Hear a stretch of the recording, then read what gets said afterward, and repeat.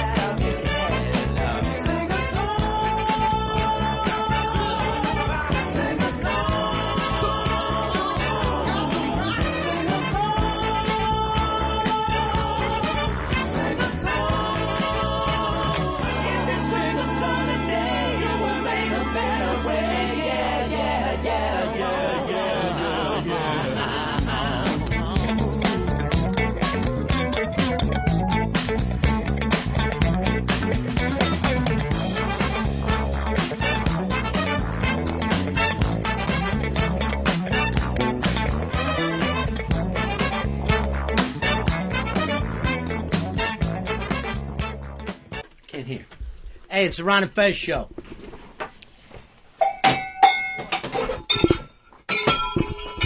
I'm already chucking to it, Dave, before the show begins. Double barrel cowbell. I cannot understand why this is my staff. Although, Fezzy, my best friend here, the man who turns things around for me, Mr. Perfect, tells me that we have a special guest coming in later that he doesn't want to surprise us with yet, but he says that song should give us some kind of clue. Okay. All right, so sing a song, and we got to figure out a clue from there. Now, the reason why I had to double cowbell on Dave is he's rambling something to me as the show begins. He's the absolute opposite of Mr. Perfect. The absolute opposite. Mark, you're on the Ron and Fez show. Yeah, Mr. Perfect's on the radio this morning. Thank you all. Earl, could you even give us the slightest hint of what this special guest is going to be? The song kind of gives it away, but I'll just say he... Give me a scale of 1 to 10 of how much I'm going to be into this. 12. Oh, fuck. Now I'm nervous. That's off the scales, Earl. Completely off the chain. Someone from Earth, Wind, and Fire stopping by, Earl. Is that it? Am I going to get a drum circle going? Tell me if I'm going to be in a drum circle today. You will not be in a drum circle, but you will be incredibly jacked. Should Dave be sent home? I wouldn't send him home, but I would definitely keep him in the room here. Hey, did you find out anything about our special guest for Friday? Did that come through or not through yet? Or waiting for a confirmation. Okay. 866-RON-0-FEZ. 866-RON-0-FEZ. That one, Fezzy, is not a celebrity guest on Friday. That's an old buddy of the show. Okay, so maybe not a 12, but good enough, I would expect. No, I'd say 2. I would say somewhere between 1 and 2. And remember, as we get closer and closer to Christmas, there's an album we're going to be playing. A holiday album. All right, what's that about? Everybody loves holiday. You love funny songs, right? Yeah, I like funny songs. And you love holiday songs. I love the Christmas season. Yeah, well, it's coming. It's coming. All right, 866-RON-0-FEZ. 866-RON-0-FEZ. Fez, would you carry me a little bit? Because this Dave has me in such a bad mood that all I'm thinking about is punching his neck. I'm forgetting everything else, forgetting that we do a show here, and I just want to beat him to death with a brick. If you need to punch him in the neck once or twice, I think that's totally acceptable. See, that's the fucking wrong angle to take with me. I need you to show me out, not push me into a manslaughter thing. Then I will do that. Kurt Cobain has knocked Elvis off the top of the list of the Forbes top earning dead celebrities. Elvis has been number 1 since it started 6 years ago. So where's Cobain's money coming from? People lining up to see his house? It was when Courtney Love sold 25% of the Nirvana catalog. So that brought in a huge chunk of change. How much money? I'm not sure, but Kurt Cobain made $50 million. Well, not Kurt, but... So, and were those songs for the whole band? Yeah, they were. That was a Nirvana catalog. Yeah. So, but I mean, were they all co-writers on that? Earl, who had the writing credits on that? I think music was credited to the band, but Kurt wrote the lyrics. So it's like a 50-50 deal, like him, and then the other guys get the other 50? Yeah, it's like I think a 1/3 split between the three of them. I thought catalogs weren't worth shit anymore.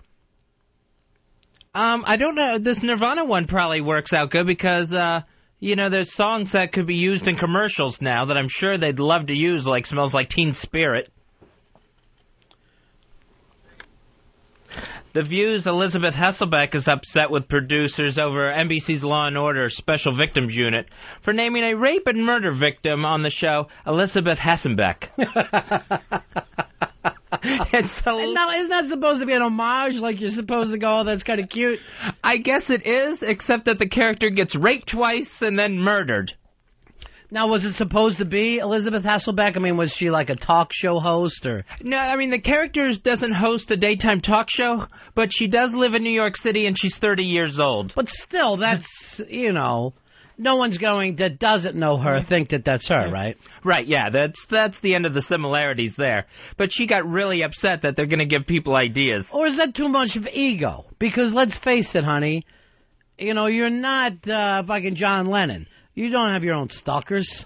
I guess she called the producer of Law & Order, who basically said, hey, chalk it up to coincidence, and then, according to Elizabeth Hasselbeck, hung up on her. Elizabeth Hasselbeck. Her bald-headed husband holds PATs for the Giants. It's a third-string quarterback who's the killer and rapist.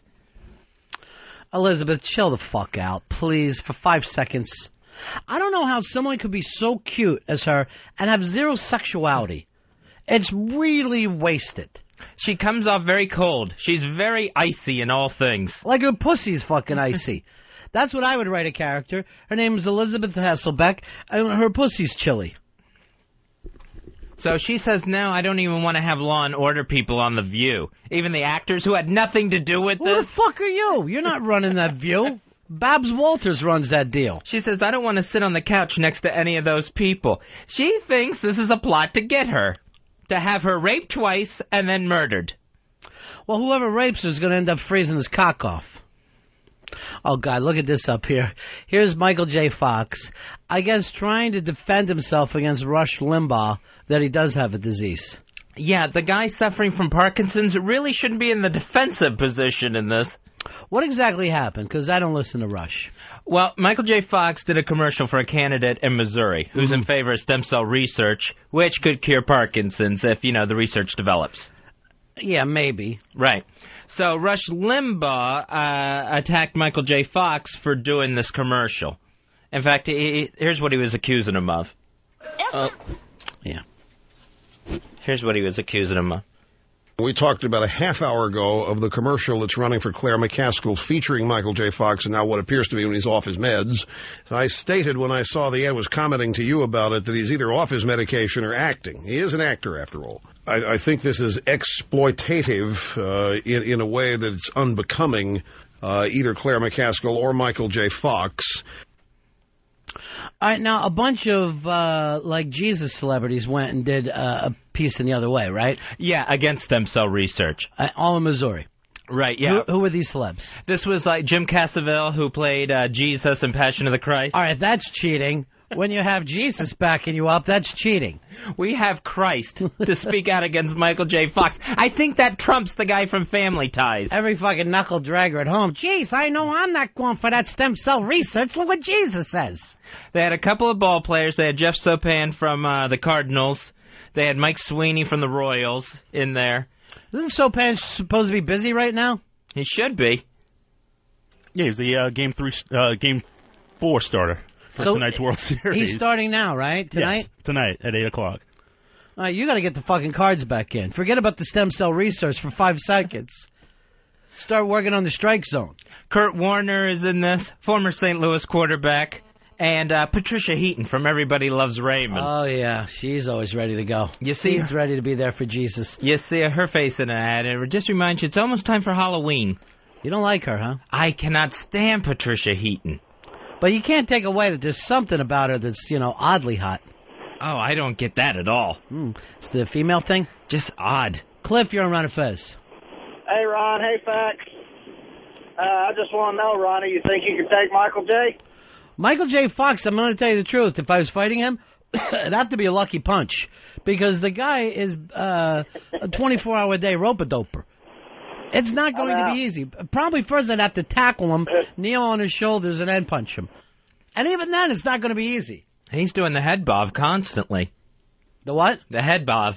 Bob? Bob. The head bob. I like this new Fez language. I'll have to put out a pheasantary. Earl, I'm starving. Opie, have any leftover cake? Any cake that he hasn't finished? I believe all the cake is gone. That's wasteful. I'm going to tell you right now that's wasteful. So Limbaugh goes out and attacks Michael J. Fox. It's very odd to attack someone that everybody loves and to accuse him of acting in this commercial. I don't love him. The way he struts around, acting like he's so cool. Bobbing and weaving wherever he goes. He doesn't act like he's so... It's like Rush... I was next to him in a pool one time, and I ended up having to get out of the water. He can't help it. He's got Parkinson's. He stayed off his meds. Is that what he does? He doesn't take his meds, and then he shows up? Yeah, they were saying that Rush Limbaugh said that Michael J. Fox has admitted this. But since then, Rush has apologized, right? Something on his blog or whatever. Oh, I didn't... Saying, look, if he takes it the wrong way, I'm sorry. The stem cell thing's important to me. I love how all these celebrities seem to know about stem cells and the rest of us can't figure it out. Kurt Warner going on in this other commercial about California spent $6 billion on this research and there hasn't been one cure found. So don't you be fooled, Missouri. Missouri. Kurt Warner, you could use a couple stem cells in that arm of yours. I don't know what the hell happened to you. Rush Limbaugh is like what I call a real-life heel. Like he's in wrestling, and he just attacks Michael J. Fox. It's like attacking a referee just to get over with the crowd. Yeah. You attack the weakest person. You find like maybe an old lady in the crowd and shove her really hard. I do like a real-life heel, though. I do. Who was the PLO guy that used to look like Ringo Starr? Oh, Yasser Arafat. Yeah, Arafat was the best all time. He actually showed up at the UN with an olive branch in one hand and a gun in the other. It could go either way. And, like, first of all, how do you get a gun into the fucking UN? And second, what have you done that's going to scare all the nations of the world? You're just a PLO. It's not a big deal. Yeah, they get kind of that Ric Flair mentality where they got a lot of swagger to them, and then they're going to say things that piss everybody off. I love the attitude. You got to give them that. Kim Jong-il, real-life heel right now. Real-life heel, yeah. No doubt about it. Where everything's to the glory of him, and yet he's going to hold every other country in the world hostage. And he doesn't even have the belt. That's the beauty of it, is when you're completely cocky and you're not holding the belt. He's the honky-tonk man. Yeah, it is. He's cool. He's cocky. He's bad. But I'm going to tell you, honky-tonk man had that Intercontinental belt, Fezzy, for over a year. I believe still a record. Yeah, I believe so, yeah, longer than any other holder. Ted Nugent is kind of a real-life heel. He'll show up places where people don't like him and then tell them things that make them like him even less. Right, yeah, just trying to get someone's goat. He'll say outrageous things like, I hope someone tries to rape my daughter. Now, Michael Moore, I would consider a real-life heel, but then he goes other places and he's a face. So he's kind of like Jerry Lawler. Like, he's a heel, except for in his hometown. Yeah, if in Memphis, everyone cheers Jerry Lawler. Forget it if he shows up at EC Dub in Philly. Yeah, then everybody hates him. I would say Mike Tyson, a real-life heel. Oh, Mike Tyson, definite. T.O. is the real-life heel today, where everyone hates him, and yet he'll call a press conference. What do you think people are going to say about your press conference? You're not going to turn him around. I would definitely say like someone like an Ann Coulter is a real-life heel. Yeah, she is a real-life heel. And loves to blow it up, loves the fact that people don't like her. She did the same thing like the Michael J. Fox thing. Who can I attack that's going to get me heat from everywhere? Yeah. Oh, 9/11 widows. Yeah, she called them, whores or some kind of crazy shit. I forget what she said, but it made everybody furious. That the greatest thing that could happen to some of these women is their husbands getting killed on 9/11. Would you say Dick Cheney, real-life heel, or is Donald Rumsfeld more the real-life heel there? I think Cheney's a real-life heel. More than Rumsfeld? Yeah, more than Rumsfeld. Rumsfeld kind of seems to be passing on the company line, where Cheney will go ahead and say things that the president tries to avoid saying. I don't know if you pay much attention to Rumsfeld, but I haven't seen him ever try not to play the heel role. I never saw him say, I want people to like me. Wayne, you're on Ron and Fez. Hey, how's it going, buddies? Yeah. I just want to say, don't you guys have the ultimate real-life heel? Eastside Dave. Well, part of being a producer for Ron and Fez is you do have to take the role of real-life heel. And let's face it, Earl has just rejected that role. He went in the other role of making me a lot of money on bets. Mr. Perfect. Hugo Chavez, real-life heel. Yeah, he is. And happy with it. And then he'll get someone like Danny Glover or Cindy Sheehan to back him up. And Cindy Sheehan's somewhat of a heel. Again, she's the Jerry Lawler. Heel in some places, loved in others. Yeah, well, she'll throw us up now, impeach the president now, just to get the people going. What else is happening in the news here today, Fezzy? St. Louis taking a 2-1 lead in the World Series, winning last night 5-0 over Detroit. Looks like the Cards could use some stem cells immediately. Immediately get those boys stem cells. Becomes a must-win for the Cards tonight, wouldn't you say, Earl? Yeah, for Detroit, absolutely got to win tonight. I'm sorry, Detroit. Everybody has to win tonight. Let's face it, when you're in a place like this, you need this win. Yeah, you're down 2-1 on the road. You definitely have to win just to get the home field advantage back. So either way, you're coming back home. Glenn, you're on Ron and Fez. Hey, buddies. Yeah. I got a real-life heel for you, Mitch Williams. Mitch Williams. The last time I saw him, the lights went on when he saw me egging his house. 93. Chris, you're on Ron and Fez. Hey, buddies. I think this guy who was a face and he's now a heel is Tom Cruise. And I think Katie Holmes is sort of like in the Miss Elizabeth role. Everybody likes her, but she feels like she's been kidnapped by Tom Cruise. You know what? I like where you're going with this one. Well, I threw my cowbells away, and Dave didn't even have the balls to bring them back because he knew two more were coming at him. So I'm going to send you into the big-ass prize closet, 866-RON-0-FEZ, 866-RON-0-FEZ. Chris, you'll get a DVD copy of The Breakup starring Vince Vaughn and Jennifer Aniston, courtesy of Universal Home Entertainment. The Breakup, that is in stores now. Thank you, Frankenberry. Oh, look at this.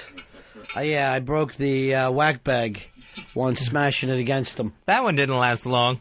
Well, it's just the, what's that called in the middle? Is that the clapper? I don't think it claps. I don't know what the hell that's called, but it's that little thing that, the little man in the boat, basically, of a bell. Dan, you're on Ron and Fez. Hey, what's up, buddies? Yeah. I'd put Rosie O'Donnell up there. She attacks Star Jones and then replaces her on her own show. Yeah, she did. That was a real heel move. She basically took over. And has anyone seen hide nor hair of Star Jones since? No, she got Larry King the week that she quit, the week that she got fired and quit. She got the cover of People magazine and Larry King. Star Jones did both those things, and I never heard from again. I didn't even see another Payless Shoes commercial again from her. Murray, you're on Ron and Fez. Buddies, how's it going? Yeah. Bring some entertainers into this. How about the Dixie Chicks? Dixie Chicks, I think you'd have to call real-life heels, because not only did they turn on their core audience, but they will not drop it. They're writing songs like People Who Buy Our Albums Are Assholes and Hey Sister Fuckers, Do You Like This Tune? They will not drop this bit. Yeah, and fans maybe keep hoping they'll come back around. No, they're going to keep going with the heel roll. Hoping they come back around. They're burning their fucking albums. The last albums sold pretty well because people were showing up and burning shit. Lou, you're on Ron and Fez. Dennis Rodman, real-life heel freak. Dennis Rodman, of course, forgotten about, but in his time, a real heel. And hated on the road and loved it. And would also do outrageous things, just like show up in a wedding gown or something, put on a dress, anything to get people to think he's even more of a freak worm. And then, even, since the people in Detroit loved him, where does he take a gig? In Chicago, the arch enemy of Detroit. So basically, went out of his way just to piss off everybody. Chris, you're on Ron and Fez. Hey, you buddies. Yeah. I think I got the biggest heel turn of all time, OJ. Yeah, everybody loved OJ, and it's hard to remember now, pre-murder OJ. Yeah, it was weird. The other night, I think it was on Monday Night Football, they mentioned an OJ stat for running backs, and it just seemed weird hearing OJ brought up in a football context. And it is starting to happen again. I heard when USC had that run the last couple years, OJ's name would pop up. But you hadn't heard it for almost a good 10 years before that. Tim, you're on Ron and Fez. Hey, what's up, buddy? Yeah. Real life heel. K-Fed. K-Fed is definite real life heel. He's even taken it into wrestling. He's been on Monday Night Raw 2 weeks in a row now, feuding with John Cena. What's he been doing on there? He comes out with Johnny Nitro and Melena, and he talks about how he's the greatest rapper, he's an entertainer, John Cena disrespects him, and then he gave John Cena a slap across the face the other night. Jason, you're on Ron and Fez. Hey, what's up, guys? Yeah. Real life heel, Barbra Streisand. Bab Streisand, not in your community though, huh, Fez? No, total face. Baby face. Lenny, you're on Ron and Fez. Yo, Bobby Knight, biggest heel. Bobby Knight, gigantic heel. No doubt about it. Even when he tried to do his reality show, Night School, the whole thing was based on his heel. Dave, you're on Ron and Fez. Yeah, this is Dave. That's why I said your name, Dave. Okay, Ronnie. Hey, your friend Johnny Fairplay, that's a big heel, I think. Johnny Fairplay, such a heel, maybe the best heel turn in reality TV. And people were still sending me hate mail about him when he did our show. And I'm like, I thought he was a pretty good guy on our show. I didn't think he was going out of his way to piss people off. But I think everybody buys into the heel gimmick. They still hate him from so many seasons ago on Survivor. Chris, you're on Ron and Fez. Hey, buddies. Yeah. Hey, isn't Fezzy's heel, wouldn't that be Sheepy? Sheepy's a definite baby face. And he brings out the heel and Fez. Oh, I think Sheepy's the heel. I think I'm the Bruno Sammartino to his Larry Zbyszko. Really? Yes. What has he ever done to you other than being younger, faster, and more clever? He's going to clobber me with a chair one day. I'm going to end up in a cage match with him. Now, I thought your heel would be Patrick, the real-life boyfriend of your imaginary girlfriend. I'm the real-life boyfriend, and let's not credit him by giving him a human name like Patrick. Let's go ahead and use his nickname, Fat Opie. I don't see it. I don't see it at all. Because he looks just like Opie, except much, much heavier. Much, much heavier. Now, your girlfriend, the other night she threw you a party of some sort, a surprise party. No, that wasn't for me. That was for Fat Opie, her ex-boyfriend. And not so much a surprise party, Ronnie, as a pity party. Let me see. I have an invitation. It was sent to me. I couldn't make it. You got invited? Yeah. It says, come to my, come to the surprise party for my real-life boyfriend. I'm throwing this party because I love him so much and we have a real relationship. See, I have to think that's a forgery. But you know what? I respect you for standing by me and not going. I was there. Matt, you're on Ron and Fez. Yeah, what about the first Survivor winner, Richard Hatch? He didn't pay his taxes and beat his kid. Real heel. And I love the gimmick there, too, is that he went out of his way to make sure he ended up in jail by the time it was all done. I mean, that's where a heel belongs. It's like Arkham Asylum that Richard Hatch is just sitting in right now. Wouldn't admit he did anything wrong, wouldn't make amends or plea anything. Fez, you see who that is on TV? Who is that? Kinky Friedman, the man you never heard of before. Remember? Well, I forgot how you brought that up. It was a story where Kinky Friedman, there was another candidate running for governor of Texas, wanted to use a nickname, and they said no to her, but yes to Kinky Friedman. Paul, you're on Ron and Fez. Hey, guys, I was listening to O&A today, and Anthony, Don Cumia's brother, said that Anthony was going to be invited to Thanksgiving dinner. So I think Anthony's going to be invited to Thanksgiving dinner? Fezzy's going to be invited, sorry. Fezzy's going to be invited Paul? to the Cumia Thanksgiving dinner, so... Start it all over you kind of got to feel like a heel. Start it all over from the beginning. O&A, listening today, and Anthony, Don Cumia's brother... invited Fez to Thanksgiving dinner. Let me do this, So, then. Ron, you got to feel like a heel for dissing their relationship that is obviously real. If something is happening there, but I'm going to do this, Fez, if you want to go to that, and I'm sure you do. I'm going to send Anthony extra turkey, and I'm going to say 25 pounds of yams, because I've had Fez over to eat. They're not going to need that much extra food. Dear Aunt... Remember to lay plastic on the floor. Do not eat the jelly after he leaves. I'm not the jelly fucker around here. Oh, who is? That's Eastside Dave. I get you two so confused. All right, see, now that's a fantasy of mine. That's a dream of mine, to be welcomed by the Cumia family. Right. And be able to sit down, have a holiday dinner with them. But, Ronnie, do you smell what I smell? What's that? Set up. Beat down? Yes. The Thanksgiving beat down? Yeah, in between football games, Fez ends up getting kicked in his head. Dear Aunt, please videotape Season's beatings. Don't leave those... Should be funny.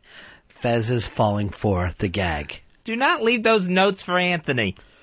By the way, do not kick him in his soft spot.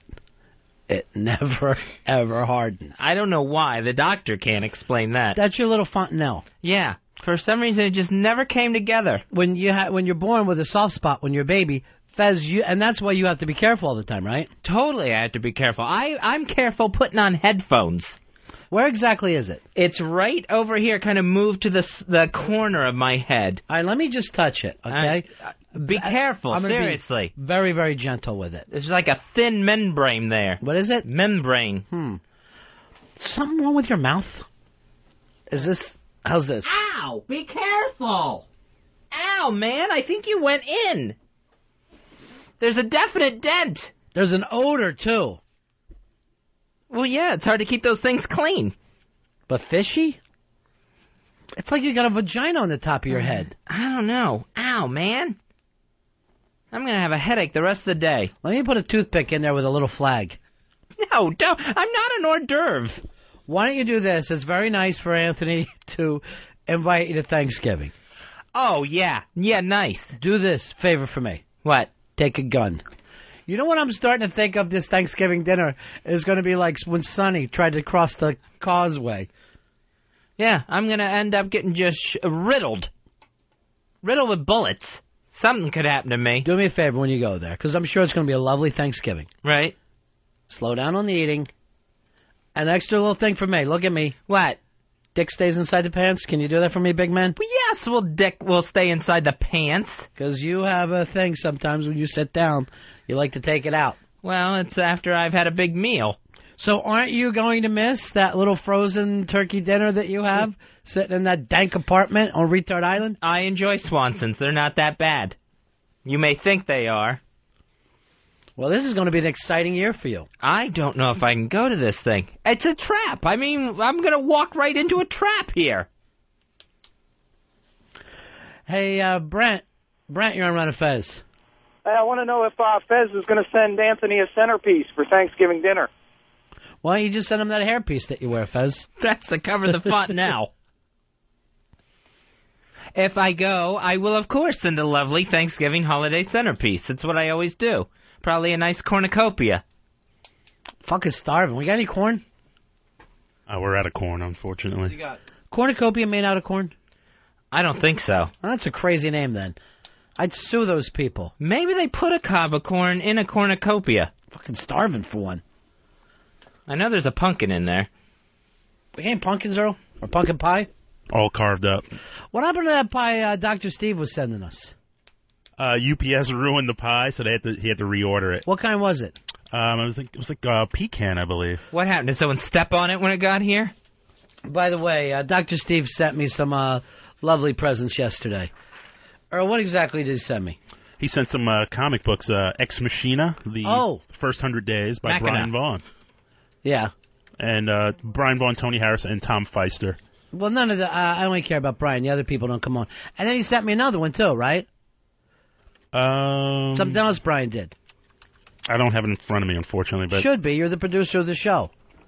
I remember what I said when I opened it yesterday, right? It was First 100 Days. Thank you, Fez. Earl, what's happened? It seems like you're catching a case of the East Side Daves. No, it just unfortunately slipped my mind. My soft spot was clicking there to come up with that one. Yeah, I know. Maybe that some helped. You're not stupid, Fez. You're special needs. I'm pretty dumb. Well, you're not so dumb that you don't know you're going to get beat up on Thanksgiving. Yeah, who needs that? And long holiday weekend, who would miss me? I lay out in a Long Island ditch for 4 days. Come Monday, I'll be dead already, and no one will even know it by then. I'm telling you right now, if Anthony kills you, puts a bowl of gravy in front of that microphone, I'll go a month before I go, wait a minute. He's not answering back at all now. You would notice and you'd miss me. Well, this is great. Thanksgiving. Why don't you sit next to Patrick? Oh, I am not going. If they decide to open the doors to the needy, to the friend needy, Fat Opie. I saw that picture on his MySpace where he was beating you up. That was embarrassing. He's not beating me up. He's just acting the fool is what he's doing. Trying to act like everything's cool, like, oh, we can all stay friends. President Bush says security at home depends on Iraq becoming an ally of ours. Talk about a long shot. Wow, there's a coalition of the unwilling. Yeah. What is Iraq going to do? Let's say we get attacked by the Chinese. Iraq's going to come save the day for us? What the hell are we talking about now? Why wouldn't they? We've done a lot for them. They can't get out of Baghdad. There's nothing leaving the airport, I believe. How are they getting over here to help us? Why can't you just once be on his side? I can't. Look at that blue tie. That is a blue goddamn tie. Look at him. He's lost. Oh, yeah. I saw some of this today. One of the report, he asked a question, and he gets all the names wrong, you know, because he'll go, all right, next, Mike. And then you hear him go, Jim. You know, he gets... Whatever your fucking name is. He gets none of the names right. And the guy goes, Mr. President, we wanted to thank you for taking questions today. And he gets so fucking sarcastic. Yeah. Watch your language, man. He goes, it's a joy. It's one of the greatest things I get to do. It's just great being here. Marty, you're on Ron and Fez. Yeah, I just wanted to add something the last caller forgot to say. The Thanksgiving at Anthony's is going to be at his grandmother's house, not at Anthony's house. So his grandmother's not going to permit a beatdown to take place? They're not going to know. She's not going to know what's happening. I get taken out back. Hey, let's play a game of horseshoes or something. You're paranoid. I am not paranoid. This is a very real threat. Yeah, I mean, it's like, of course, would it be at Anthony's house where there's lots of room? That makes the perfect sense. No, it's at an out-of-the-way location where I get jumped. Well, I want you to go. You don't want to come across as a pussy. It's your chance to be with your imaginary girlfriend, imaginary relationship. Why don't you do this? You would need somebody to ride shotgun? Yeah. You would need somebody there? Yeah. Frankenberry. I want you to be there. Frankenberry? With Fez when this whole thing goes down on Thanksgiving. I can't take Frankenberry with me. Look how little he is. He's little, Dave. He just waved from the copier. He's on the phone. We don't have a staff. He's on his cell phone talking to his ma. Yeah, turn on the radio. They just mentioned my name. I think he's trying to explain to her he won't be there for Thanksgiving. He's going to the Kumias with me. I'm going to be there for the beatdown. You don't think he's part of it. You don't think that was a setup when O&A were mean to him. Only to get back even with you. Just to make me think Frankenberry's on my side. Why wouldn't he be? Kid looks just like you. Those cheap sneakers of his will be, he'll be putting the boots to me with him. Don't worry about it. He's there for you. He'll be piling on. No, I don't trust Frankenberry either. Well, you're too paranoid. You can't even enjoy the season. That's your problem. That's a big problem for you. Yeah, Thanksgiving would be my last supper. I'm starving. Got any turkey, Earl? No turkey, frozen or otherwise. Damn. Frozen? Oh, my cigar said. That's right, I ate a frozen turkey. So what? So what? I ate a frozen turkey. We had this intern work for us in D.C. Ate a frozen turkey one night when he came home drunk. Chewed right through it. I think he got fired from the A&P for taking it. Right now, he seems like the luckiest man alive. Earl, why won't Frankenberry come in here? No, we went to grab him. Get me club soda Frankenberry. Get in here. All right, Frankenberry, come on in, brother. And he's wearing, very, very cool, he's wearing an Electric Mayhem shirt, Fez, to let you know he's of age. Frankenberry, how tall are you? I think I'm 5'6", 5'7", yeah, right. around there. Oh, yeah, right. And what do you weigh? Seriously. Like 140 around there. Come on. Yeah, that. Without the Electric Mayhem T-shirt. Yeah, it's very heavy. You're about 5'2", 110. Yeah. At the tops. Have you ever worked security before? Never. I want you to keep an eye on Fez wherever he goes and want you to be with him. I'm up for it. Right now, you're club soda Frankenberry. Absolutely. Be ready at all times. I'll be there. I don't have plans for Thanksgiving, so. You will protect Fez from anything, Absolutely. anytime, right? Well, me and Anthony already have like a beef to begin with, so. You're ready. You're still keeping that going, huh? Yeah, absolutely. What is your problem with everybody? Frankenberry, you're a tiny little kid with no future. Why do you want to take on a big major show? I don't know. You got to take. Who were you on the phone with, by the way? I was a prize winner. I was getting their information. You're a liar. I swear to God. You were giving your aunt a call on the XM phone. On your personal cell phone. You're calling listeners. I don't know how to dial out on our phone, so that's why I use my phone. John, you're on Ron and Fez. Hey, guys. Yeah. Fine, you getting into ducking this year? You know, I would love to. Last year, the place was underwater. I feel like they've had enough time to get everything back together and give me a free turducken. Hopefully the turduckens have dried out since then, gotten all the hurricane water out of them. I had to buy my own last year. It was hideous. I do not like purchasing things. All right, you're ready to protect him, right, Frankenberry? Absolutely. Anything you need? Yeah, Anything's I'll coming take a up? bullet. Ow! Man! All right, that's one you definitely should have stopped. Yeah. You didn't even move, Mr. No Reflexes.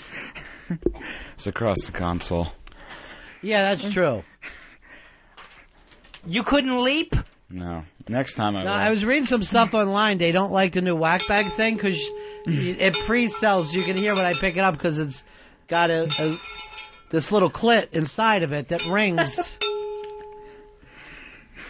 So I might have to do something about that. Here's Rebecca. Rebecca, you're on Ron and Fez. Hi, buddy. Yeah. Oh, Fez, I just wanted to invite you to my house for Thanksgiving. That way you can make Opie's sister jealous. I don't even know you, Rebecca. I know, but still, it could be fun. Where do you live, Rebecca? Louisiana. And you're a single girl? Yeah. Fez, she sounds perfect. Would your family be there? No. No, they live in Arkansas. I don't know if I'm going to have Thanksgiving in the bayou. That sounds as dangerous as this Kumia family Thanksgiving setup. Why don't you hang out with me on Thanksgiving, Fez? I can hang out with you. I'm doing the same thing I do every year. I check into the Chelsea Hotel, 2 bindles, bottle of Jack, and I make a list of the people I hate. Hold on. Go ahead and enjoy your laughter, Frankenberry. You know, that fucking gets me, Fez. You never laugh at me, but I look over here at Frankenberry. He's having the time of his life. He's supposed to be protecting me, not laughing it up. 2 bindles and a bottle of Jack and a list of the people I don't like. Absolutely. You love that, huh? Absolutely. Why can't you laugh at me every once in a while? Why won't you give? Because I know it's true. Oh, yeah. And it's not exactly giving thanks. So it's going to be a Frankenberry Thanksgiving for you. I'd rather sit home and eat Frankenberry cereal. Sounds good. Mark, you're on Ron and Fez. Hey, Ronnie and Fez. Yeah. Anthony this morning, he mentioned something about giving Fez the Billy Bats treatment. Does anybody know what that means? Patrick will be laying there going like this to Anthony's grandmother. Sorry, I messed up your rug. What the hell's going on now, Frankenberry? I was going to turn on vibrate. You turn on a vibrator? No, I was going to turn the phone on vibrate. Boy. Because it was about to ring. Just calls coming in left and right for you while you're supposed to be I wasn't going to working. pull Stephen Baldwin. Who is that? Though. Oh, it was someone from school. One of my roommates. Really? Yeah. Gay roommate? I have a couple of roommates. Gay? No, none of them are gay. Then why wink? Why would you just wink at me? Did I wink? I don't think. It was an involuntary wink, I think. You winked and you pursed your lips. Don't worry about a thing. You're going to do fine. You're going to do absolutely fine, Frankenberry. I don't have a future, apparently, though. No, you do have no future. No Seriously. future. That you're here on an internship, you are wasting your time. You might have a future, but it isn't in radio. Absolutely. I see your future. I don't think I have a future, period. No, I see you as I being wouldn't limit it to radio. Yeah, I see you being one of those guys that stares in girls' windows. Absolutely. I don't know what that job is called. Peeping Tom? Yeah, maybe. Peeping Frankenberry. By the way, Frankenberry, if you say absolutely again, you will never even get to guard him. I will beat you down so quick. I'll beat your fucking bodyguard up, Fez. I lost my bodyguard earlier today. Chad, you're on Ron and Fez. Yeah, you need to promote Frankenberry into Eastside Dave's spot. Would you be willing to fuck condiments, Frankenberry? I would. Really? Not really, but... Oh, you're a strange kid. It's an odd boy that you're I don't think I could do it, personally. So, Fez, you going to be there for Thanksgiving? I would like to be there for Thanksgiving. Mm-hmm. Yeah, I would like to be there. So you're going to do it? I think yes. Maybe risk it. Why are you saying think? I got to know where I'm sending the extra turkey. Because I feel this is a dangerous situation. I could be in big trouble here. Wonder if they have a kids' table we can put you at, because you're a spiller. It's not on purpose. People act like I mess up their stuff on purpose. It's an accident. You're sloppy, though. I just get excited when we start to eat, is all. Next thing you know, a glass gets spilt. The dick's out of your pants. Brian, you're on Ron and Fez. Anthony was overheard saying the gravy will flow this Thanksgiving. I don't know what that means. I don't like that, because that's your nickname, Bowl of Gravy. Yeah, I think gravy equals... Yes, my nickname is Bowl of Gravy. I think gravy equals blood. Fez blood. Way to figure that one out, Fezzy. They're not fooling me. You're Mannix. If I have a new nickname for you, it's going to be Mannix. I don't know, Frankenberry. Maybe I want you to go there early, check the place out. Well, there'll be no gravy spilled if I'm there. I can assure you that. It's not the gravy that we're worried about. It's me getting beat up. That was the metaphor. You ever been in a fight? Never. I would put you as an underdog against Mini-Me if I had to bet right now. I would, too. I wouldn't. How do these people get through life without ever being in a fight? You've only been in one, right, Fez? Yeah, didn't go well. Cane Pole Gang. Right. I'm sure Eastside Dave had to fight all the time. Redheaded beatdowns. Chris, you're on Ron and Fez. Hey, buddies. Yeah. Hey, if Fez wants to go to Thanksgiving, what he should do is he should bring a date. He should bring, like, Stalker Patty there. You know what you ought to do? Really Fezzy, you show up there Thanksgiving with a guy, and Dawn is suddenly going to see you like, oh, I got to win him back. Bring over one of my exes, maybe. Yeah. Tiki Bob would be perfect for you. Interesting theory. My date's going to be there. I don't like playing these mind games in relationships. Are you going to be with your son, Jonah Bobo? I don't think my son will be there. Because I read that online. You can't believe everything you read online. I do. I have a tendency to. I talked to his mother today. Your ex? Jonah Bobo had done a movie with Josh Lucas, and for some reason that came up again, and his mother was very upset that Josh Lucas never keeps in touch with the family. Well, what did he do? I guess he said that, he would really like to see Jonah again sometime if he's ever in New York City, and then they never heard from him again. No one wants to hang around with a little kid when you're a full-grown man. It was hard to explain that. And that usually people that work together on a movie don't always hang out together afterwards, too. I don't know anybody. Do you hang out with anybody we used to work with? No. Yes, you do. Wait, you do. Flipper. Oh, yeah. Yeah, that's true. You can set me up. You can set me up and then I'll spike. Aaron, you're on Ron and Fez. Decoder number 200, buddies. Oh, Dick Holder 200. Face! That's part of the FBA crew that Dave runs with. Yeah. Hey, they must have started at 185, because no way 200 people call themselves Dick Holders. I want to see if Frankenberry's willing to go out and get Fez a smoothie. Here's Rick. Rick, you're on Ron and Fez. Hey, what's up, buddies? Hey, buddy. Hey, Fez, I got some advice for you. When you get to Thanksgiving, just smoke a little PCP. You'll be able to take on the world. You want to dust? No, I don't want to dust. Why not? No. I may not come back from my dusting. No, you will. I'll tell you this. You'll be polite. There won't be a lot of movement there. Sit there like a fucking knick-knack on the wall. I don't think doing drugs is the answer. You never got knick-knacked? No. Never in my life. Here is Dan. Dan, you're on Ron and Fez. Hey, Fezzy. I got a little bit of advice for you. Not even a bulletproof vest will stop an AR-15. First of all, I've seen his bulletproof vest. He wears it open. That's a mistake. And a bulletproof vest isn't going to help save my soft spot either, if, a clubbing starts taking place. I'm going to talk to those brothers, too.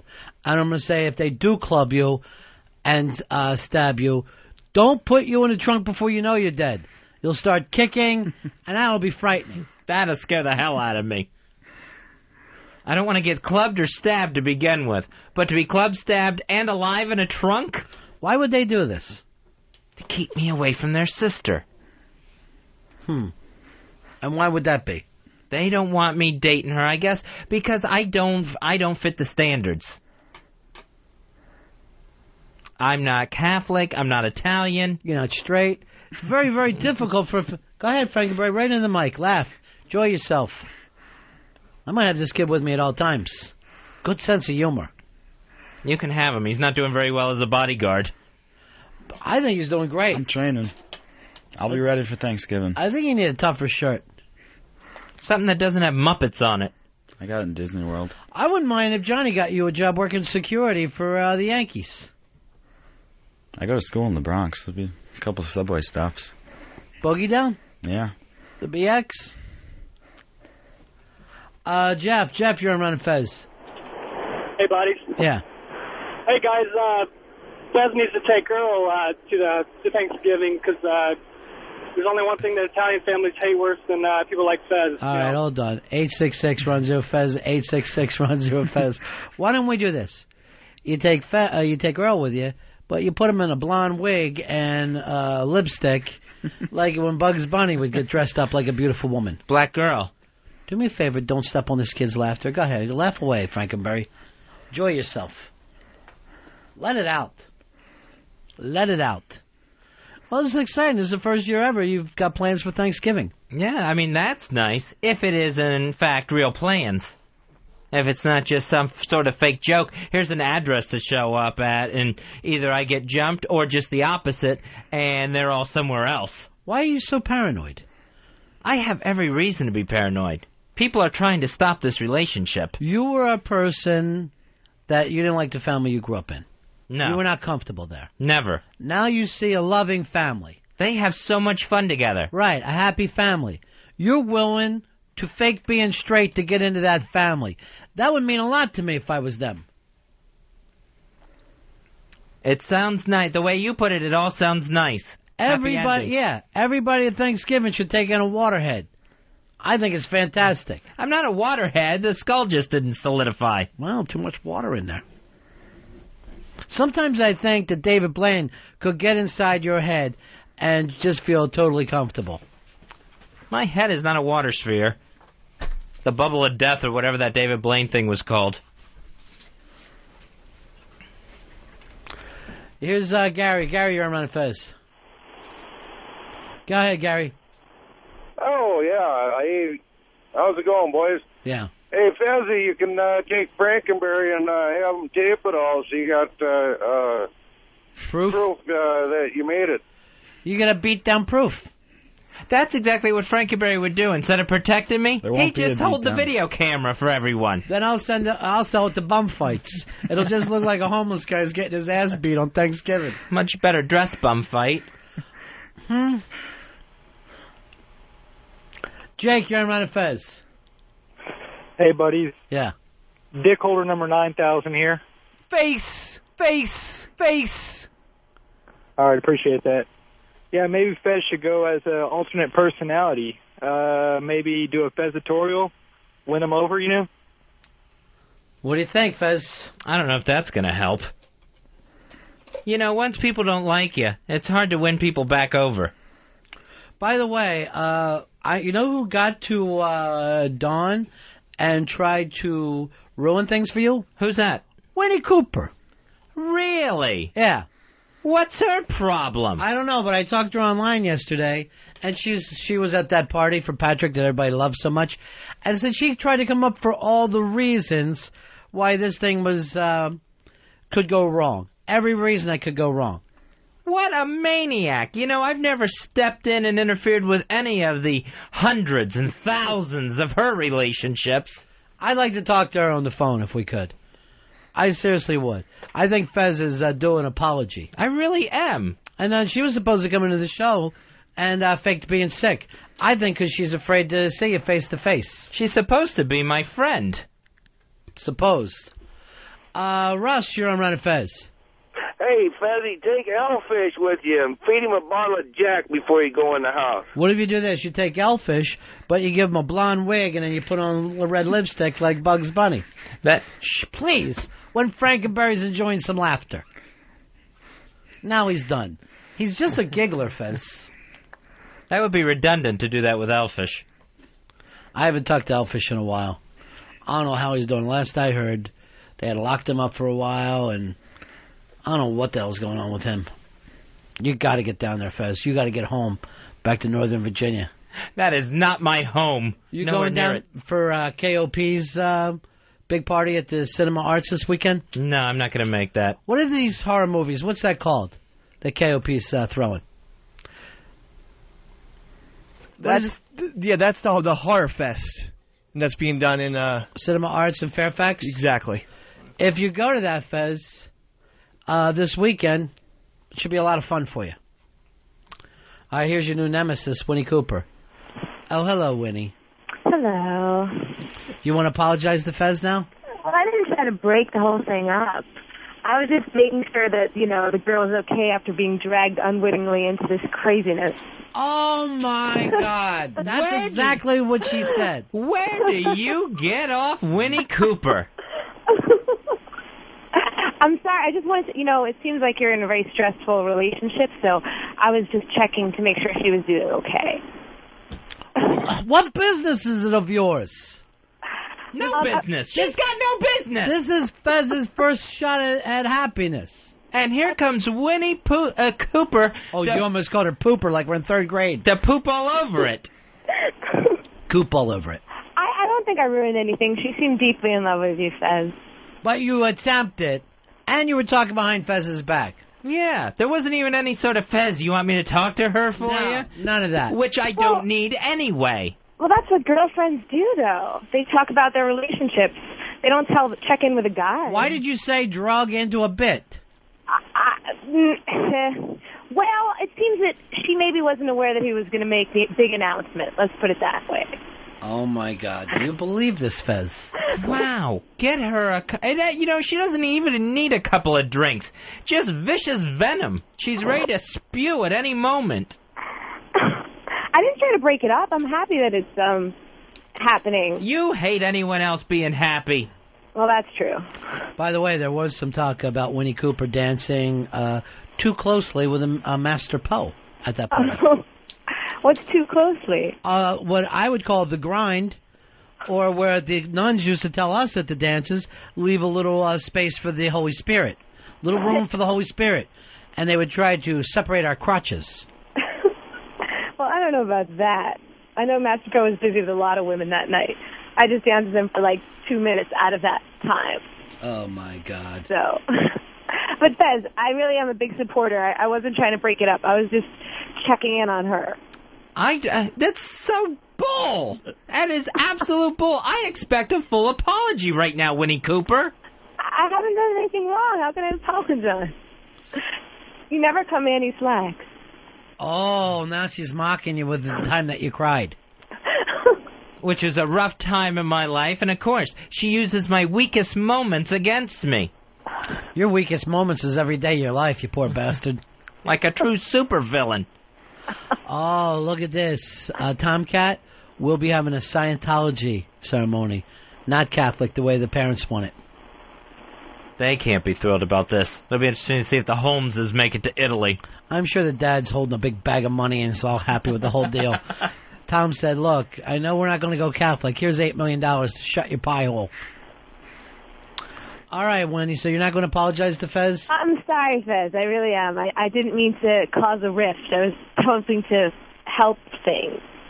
Now, you faking the illness so you don't have to come in? I was sick. I really thought I was sick on Monday. And yet you were at work that day. Interesting.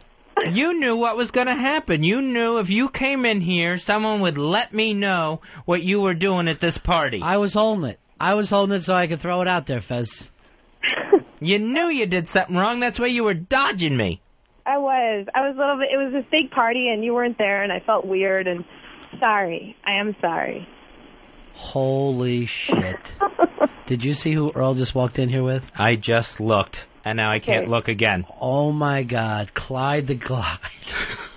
Walt Frazier is sitting outside the window. Walt Frazier is outside of our window right now. Winnie? All right, tell him I said hi. Get out of here. Yeah, just who go needs away. her? Walt Frazier is here to be on the program today, Fez. The great New York Knick. 2 NBA championships, multiple All-Star in the NBA, Hall of Famer, now an analyst for the New York Knicks. I would go say this. Twice the ball player I am. Twice the basketball player I am. Twice, huh? Yeah. Let's see. He's got a new book out. Oh, that's right. He's got his book, The Game Within the Game, by Walt Frazier. That's in stores now. All right, we will take a break. When we're back, Clyde the Glide on the Ron and Fez Show. Ron and Fez, XM 202.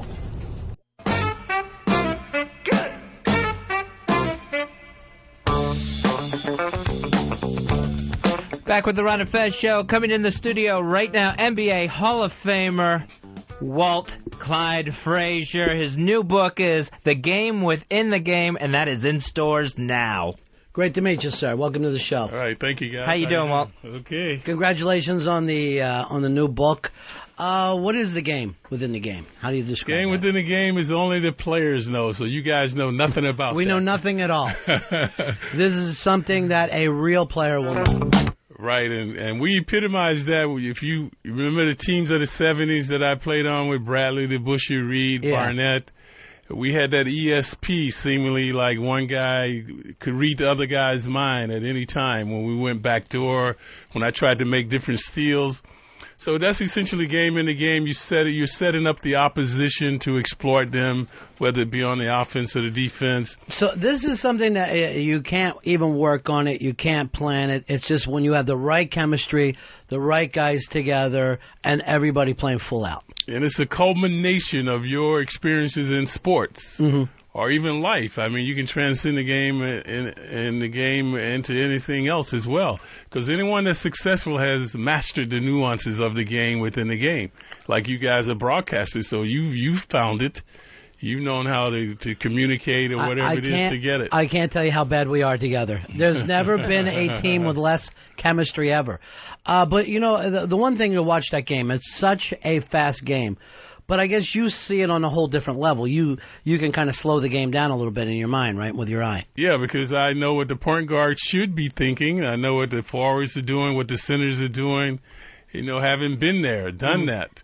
But I think today's players, as I mentioned in my book, the game within the game is more about old school basketball, having discipline, teamwork, I think respect for the opposition where you're not trying to show them up. Having a tenacious work ethic. Today you see guys that are poor free throw shooters, and for their entire career they're poor free throw shooters. So they never really seem to work on their weaknesses and develop that game within the game. When do you think it started to change? Is it? I guess the obvious thing would be money, but... Money, players making the quantum leap from high school into the pros, guys only spending 1 year of college, 2 years of college, so they really don't know the game. They're still essentially learning the game once they get to the pro level.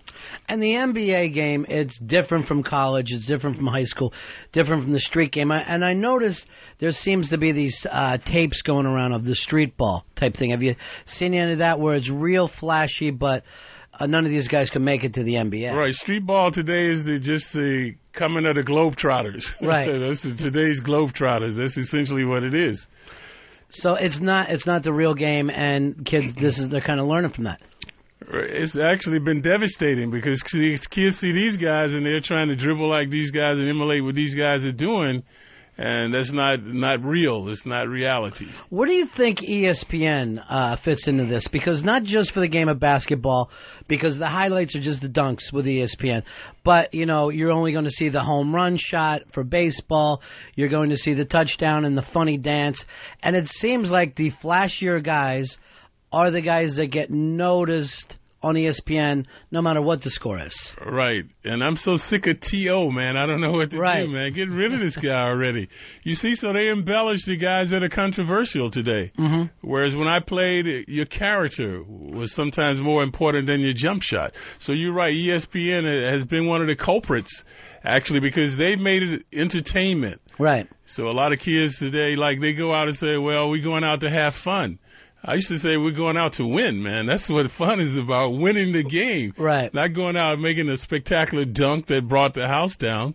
Yeah, that's exactly true. But at the same time, ESPN will show the dunk, forget the score, and the team game has kind of been forgotten about. But the thing that I worry about is the European kids seem like they are playing the team game. They're playing a different level.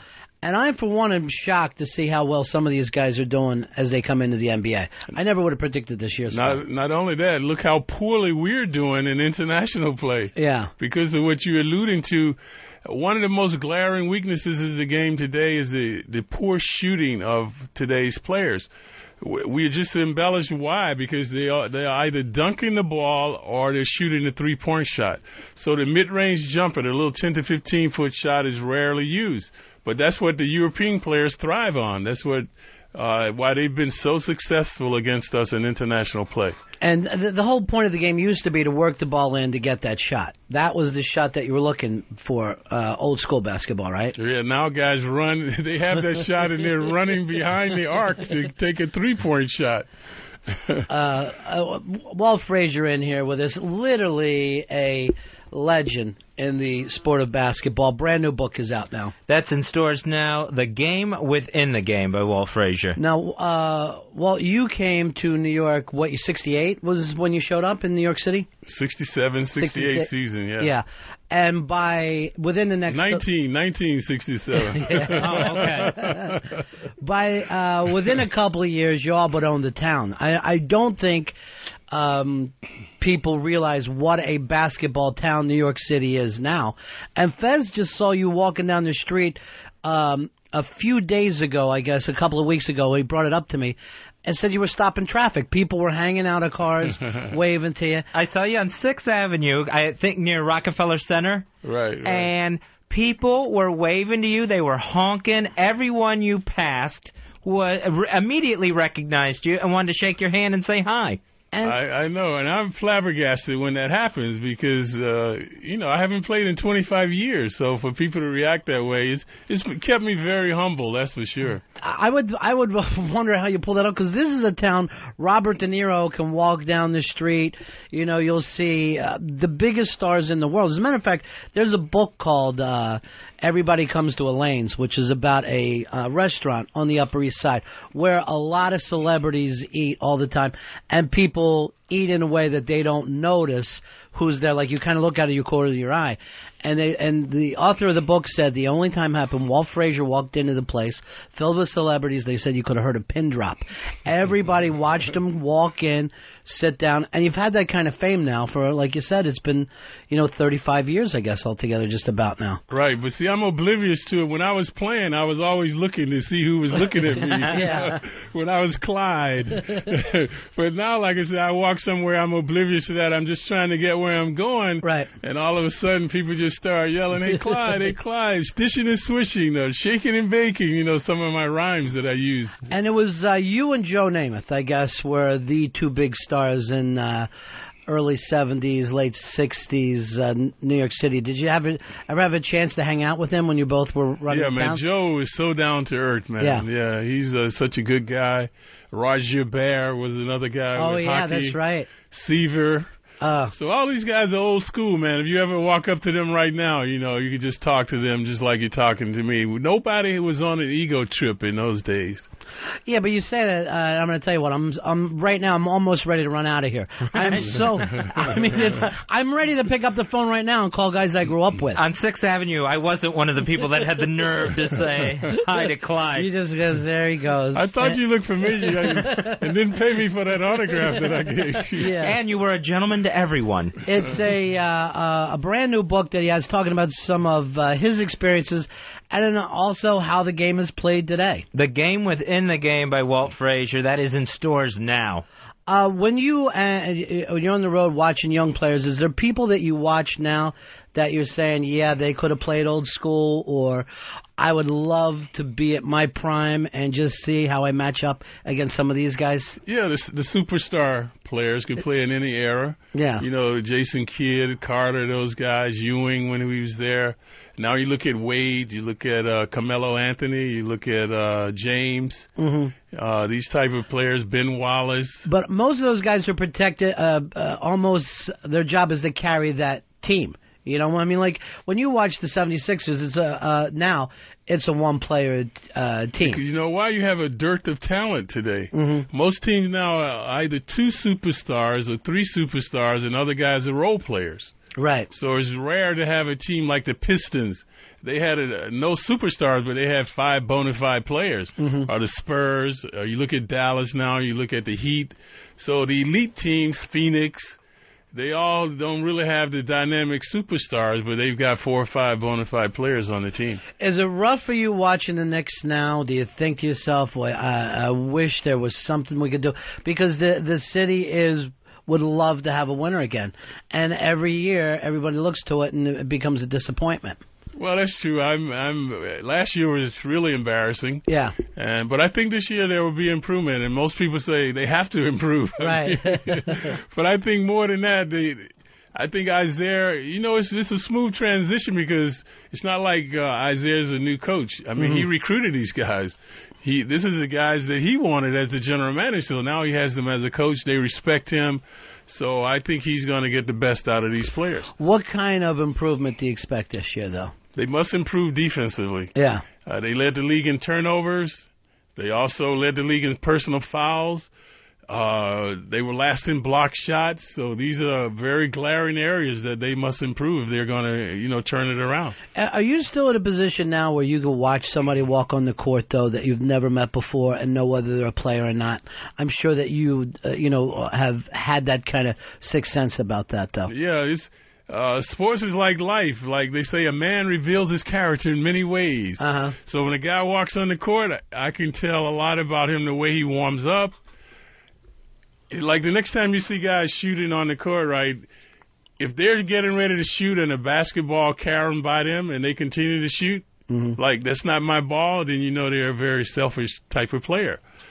Because whenever a ball come towards me, I would always be, if I'm shooting, I stop and knock it back to whatever guy was shooting that ball. Right. So, that's like team respect, looking out for your teammates. Now, is that something you had to be taught, or you felt like that was your character just growing up, like you didn't? I was so fortunate when I grew up that I always had disciplinarian coaches. Uh-huh. Never any prima donnas on the team. We all abided by one set of rules. So when I came to the Knicks, Red Holtzman was just like my high school coach. Felt the same way towards him. Yeah, just like my college coach. He stressed the same thing. If you don't play defense, you don't play. You don't play as a team, you're not going to play. And, you came into the league at a time where the country was pretty divided. I mean, we think we have a divided country now, but the 60s was such a wild time. And you came you're from the South originally, right? Yeah, Atlanta, Georgia. It must have been a whole shock to your system to leave the South, come to New York City and, live the flashy lifestyle and the way you dressed and been accepted for that. But I'm sure it wasn't 100%, right? I'm sure there must have been people going. Yeah, the media criticized Joe and I for wearing meat Is that coats. right? Yeah. They criticize athletes then for wearing long hair or hair on their face. And now what a revelation. That's nothing today compared to what the guys are doing. Yeah, that's what I was thinking, because the 50s were so conservative. And you guys, I guess it was the first time that, guys in sports were seen as having style, and the styles were copied by the kids. Did you have one of the first shoe deals, or the first shoe deal? Yeah, the first sneaker deal with Puma sneakers. Is back that right? In 1973, and they called it the Clyde. And just in New Jersey, New York, Connecticut, we sold so many shoes we didn't reach the rest of the country. And you can still pick those shoes up, right? They're still Actually, I'm still with them. They just brought me back this year, so That's I'm still amazing. endorsing the shoe. We're going to take some questions now. Walt Frazier's here. Brand new book. If you like the game of basketball and you want to read great stories in the way the game should be played, it's out now. It's in stores everywhere. The Game Within the Game by Hall of Famer Walt Frazier. 866-RON-0-FEZ. 866-RON-0-FEZ. Here's Andy. Andy, say hi to Walt Frazier. Hey, Walt. How are you? What's up, Andy? Hey, thanks for taking my phone call, guys. Sure. Hey, you were talking a little bit about selfish players, and I see that a lot in NBA basketball and the football. Do you think corporations have a big to do with that? Corporations in what way, Andy? Well, money is the main key for everybody now, and you see no teamwork at all. They just want the biggest shoe deal or a game deal. And I think it's bringing everything. Yeah, so you kind of have to worry about the individual to keep your shoe deal, I think is where he's going with that. They're involved so much now. Well, Andy, one of my chapters in my book is called Money, Money, Money. And what has happened, because of the astronomical salaries, the agents are the guys who are pushing for their players now. So they're the brokers. Also, the shoe companies are there. And also the posses now. Everybody travels with the posse. So these are the scenarios that you're talking about. So the posse is telling these guys, hey, man, you got to do this, you got to do that if you want to make more money. The agent is also telling the guy that. And then the shoe company. So that has caused, I think, a lot of the selfishness that you're alluding to. And that's got to be really tough for the coaches to get through that entire thing to get to the guy, right? I mean, it's got to be unbelievable now that just scheduling how often you can put the team together for practice. Right, and are these guys coherent while they're practicing? They're not thinking about a sneaker deal or some other deal because they're all on the cell phones all the time. I see that. And I guess the posses keep that chemistry from coming together because the guys on your team had to become your best friends. I'm assuming you're all out on the road together, right? Yeah. In those days, if you went out to party, you went out with the guys from the team. I went out with Willis Reed. I mean, we had to. Right. We was all in the same. See, we didn't have the major sponsors, and obviously our salaries weren't anything near like today's players. So there was more cohesion and less jealousy amongst the players in the 70s than you have today. Here's Ronnie. Ronnie, I'm Ron and Fez. Yeah, I'd just like to say hi to Clyde Frazier. It's quite a thrill, by the way. And well, why is he not the commissioner of the NBA and straighten all this mess out? Yeah, why aren't you, Walt? I'm too honest, man. I think Commissioner Stern has done a superb job. If I had anything to change about the game today, I don't think I would look to change anything except the ball issue, right? Yeah, I'm worried about the ball issue, too. What exactly is that all about? Money? Yeah.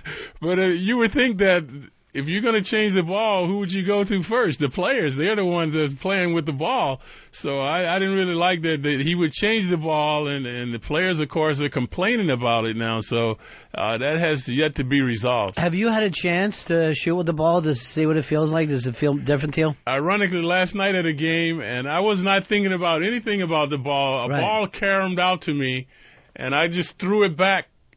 And I touched that ball. It reminded me of one of the cheap balls we used to play with on the playground. Oh, my God. Like a rubber ball. Yeah. You know? And it looks funny. I don't know. We had the pigskin ball, a leather ball. Right. So, yeah, it just had substance. When you picked it up, it felt good in your hands. Yeah, and I'm sure that's any difference can throw you off your game, right? I mean, there's at no point you want, especially when you're hot, any change at all around you, right? Right, where the guys are complaining that this ball, once there's perspiration on it, it's too slick. Here is Roger. Roger, say hi to Walt Frazier. Hey, Walt, it's an honor to talk to you. All right, Roger.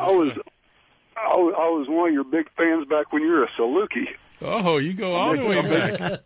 Hey, before New York even knew you, man. Right. Just like to hear you talk a little bit about your college days, how that helped you. It seemed like we treated you pretty good in Southern Illinois. Oh, man, Jack Hartman prepared me well for the pro game. He was always talking about, I used to take too much time getting my shot off, and Jack would say, well, Walt, if you want to be a pro player, you got to work on a quicker release. But he was, to me, like the epitome of Red Holtzman. No prima donnas, strict disciplinarian, defensive coach, teamwork. So we rarely made turnovers. We rarely played a zone defense. So I never played zone. I was always strict man-to-man, and that's why I came into the pros with good defensive prowess. You never forced up shots. So we were very disciplined. We epitomized discipline when you saw us play at SIU. At what age did you start to think to yourself, maybe I could do this for a living? I'm just not a good high school player, a good college player, that maybe I can keep on going with this. Can you believe I never thought I was good enough till I was MVP in the NIT? Is that right? Yeah, because all of these scouts were coming up to me. And I had another year of eligibility because one year I was I made poor grades, so I could have gone back to college, and all these scouts were asking, would I turn pro? And I was like flabbergasted, man. I could not believe it. And then being in New York, I was reading the paper, and they were saying this guy Frazier has good pro potential, and I'd never really dreamt about being a pro player because at Southern Illinois, when I read a basketball book, my name was not even in the book. Is that right? Yeah, so from my parents who instilled a work ethic in me, I just tried to improve on my skills, just do the best I could, and it paid off. Now you find yourself in the NBA, and you're playing about the legendary 76ers year, I think was the year that you came in, right? So You're playing like Hal Greer and people like that. What kind of shock to the system is it to go from college to find yourself on the court with those guys? Man, it's such a transition, and Hal Greer, the first time I guarded this guy, he just obliterated me. I fouled out in quick time, and I'll never forget. After the game, I literally cried in the locker room when everybody left. You know, and at that point, I thank God I had signed a 3-year contract. I was like, I don't think I'm going to be around here too long, man. Well, a lot of people will still call that maybe the greatest team of all time, that 67, 68, 76ers team. And you had to play against those guys how many times that first year? 8 times. Yeah, 8 times. And, you know, you're just a rookie. It had to be rough. Yeah. Can you believe when I came in, there were only 12 teams in the NBA? Right.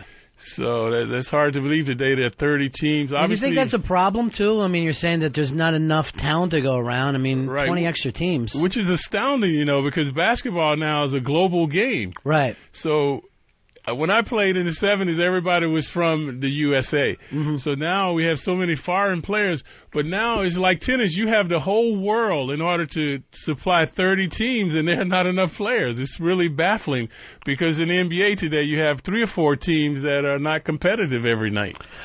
866 Ron Zero Fez. 866 Ron Zero Fez. Let me go to Dave here. Say hi to Walt Frazier, Dave. Yeah, hi. I wanted to first say it's an honor to speak to Walt. My first thing is basically I wanted to say that I met you and got an autograph from you. Nicest guy to meet in person. Really appreciate that. I was young at the time. Send a check to my office, Dave. But I actually wanted to check. Are you still affiliated with the Nets in any way? I mean, do you still know Rod? Because I keep hearing Jay-Z wants to move the team to Brooklyn, and I'm just, you know. Do you know much about what's happening with over the Nets at all? Do you think they'll come to Brooklyn? Will that hurt the Knicks? No, I think it would be good. I think the competition is always good. So, but the irony is none of the current players will be there. By the time they get to Brooklyn, it'll be an all-new net team. How long do you think that'll take before if they get to go to Brooklyn? It'll be like, what are we looking at, 7 years, 5 years? At least, and now there's also opposition from the people in Brooklyn not wanting the club to move there, but, you know, what's going on. So it's dubious as to whether they even might make the move. Here's Will. Will, you're on Ron and Fez. Clyde, it's an honor to speak to you. I just wanted to talk about the best Game 7 I think a point guard ever had. I think it was 38 points. Was it 18 assists? 36 and 19. Unbelievable. Sorry about that. That's sick numbers. That is just incredible numbers. I had seven rebounds, 4 steals, but who's counting? Beautiful. And is that just one of those? I mean, see, the thing about being a clutch player, is that something that you're born with? Is that from the practice? Some guys just can take over, and you were one of those guys. That epitomized what my book is about, the game within the game. And it's a culmination of all your athletic experience leading up to that moment. But if Willis Reed did not show the courage that he displayed, I would not have had that type of game. Because when he came on the court, the fans became so vociferous and they inspired us so much that we believed. They gave us so much confidence. And I'll never forget, I saw West, I saw Baylor, I saw Chamberlain stop what they were doing to stare at Reed. And at that moment, I said to myself, man, we got these guys. You know, they seem so concerned about Willis that they forgot about their game. But just imagine, we got these guys. You're talking about maybe one of the greatest teams of all time. Those Lakers, these would be all-star games. The Knicks against the Lakers, the Celtics at that time, the Sixers, these were phenomenal, legendary players wherever you looked on the court. There was nobody that wasn't fantastic. So you have that game, which may be the best game anyone's had in the Game 7, but against legendary players. It wasn't a lopsided game at all. Great players in that game. Right. I remember stripping West. I stripped Baylor. You know, it's so ironic. When I left the locker room, Red Holtzman during the playoffs would always, like, we were playing the Bullets, he would say, hey, Clyde, forget about offense. Just take care of Earl. Just concentrate on defense. So that game, he told me, Clyde, hit the open man. so every time I turned around, I was the open man. You know, I come over screen, I was wide open. I dribbled into the paint, I was wide open. So, and my shooting in that game was remarkable. I was like 12 for 18 from the field, 12 of 12 from the free throw line. with the other numbers that I put up. So that was once in a lifetime. Yeah, game. are you thinking to yourself, this is even good for me? This is phenomenal even for me? Or do you just put that out of your mind? Yeah, I stay unconscious. I just kept looking at the clocks and tick, tick, tick, tick, because you figured the Lakers would make a run, but they really never made a serious run. Once we got up by 14 or 15 points, I think they pulled within 10, but we took off again. So, but if we had to play the Lakers 5 or 6 more times, we would not beat them. Yeah. I think it was a thing of destiny that it all came together in that one game. Yeah, two great teams lining up like that. We got a lot of calls for you, and I got to let you go, though, but if I don't put the blowhard on, he's going to be real mad at me. Blowhard? Hey, guys. You're on. Clyde, say hi to Clyde to Glide. Hey, Clyde, it's an honor and a pleasure. I kick it old school. I'm a fan of you and Willis going back to the old days. And one of the worst days of my life was the day they traded you to Cleveland. Any hard feelings towards Willis over that? Willis Reed was my idol. I learned so much about the game from Willis, my professionalism. If you ever see my writing, it's very neat, and I copied that from Willis. So I had so much respect for him that once I did find out that he was the catalyst for trading me, I was hurt because Willis Reed was the kind of guy, if he had something to say to you, he would say it. So I was disappointed that he didn't come and tell me, hey, Clyde, I'm trading you, you're lousy, you can't play anymore, whatever he thought. So I had to find that out through other people. But other than that, I have no hard feelings for Willis. We always call him the captain. And like I say, when I think of Willis Reed, I think of the backbone of the Knicks. I think of a guy who always gave 100%. And if I never met him, I'm sure I would not have been the player I became. That's very kind of you. You're a class guy, and it's just, it's a thrill to meet somebody that you've been crazy about your whole life. Fez, plug the book again. The Game Within the Game, Walt's new book, is in stores now by Walt Frazier. Thank you so much, my friend, and best of luck for everything. Okay, thank you. I really enjoyed it. We'll be right back. Ron and Fez. Ron Bennington, Fez Watley, The Ron and Fez Show. XM 202.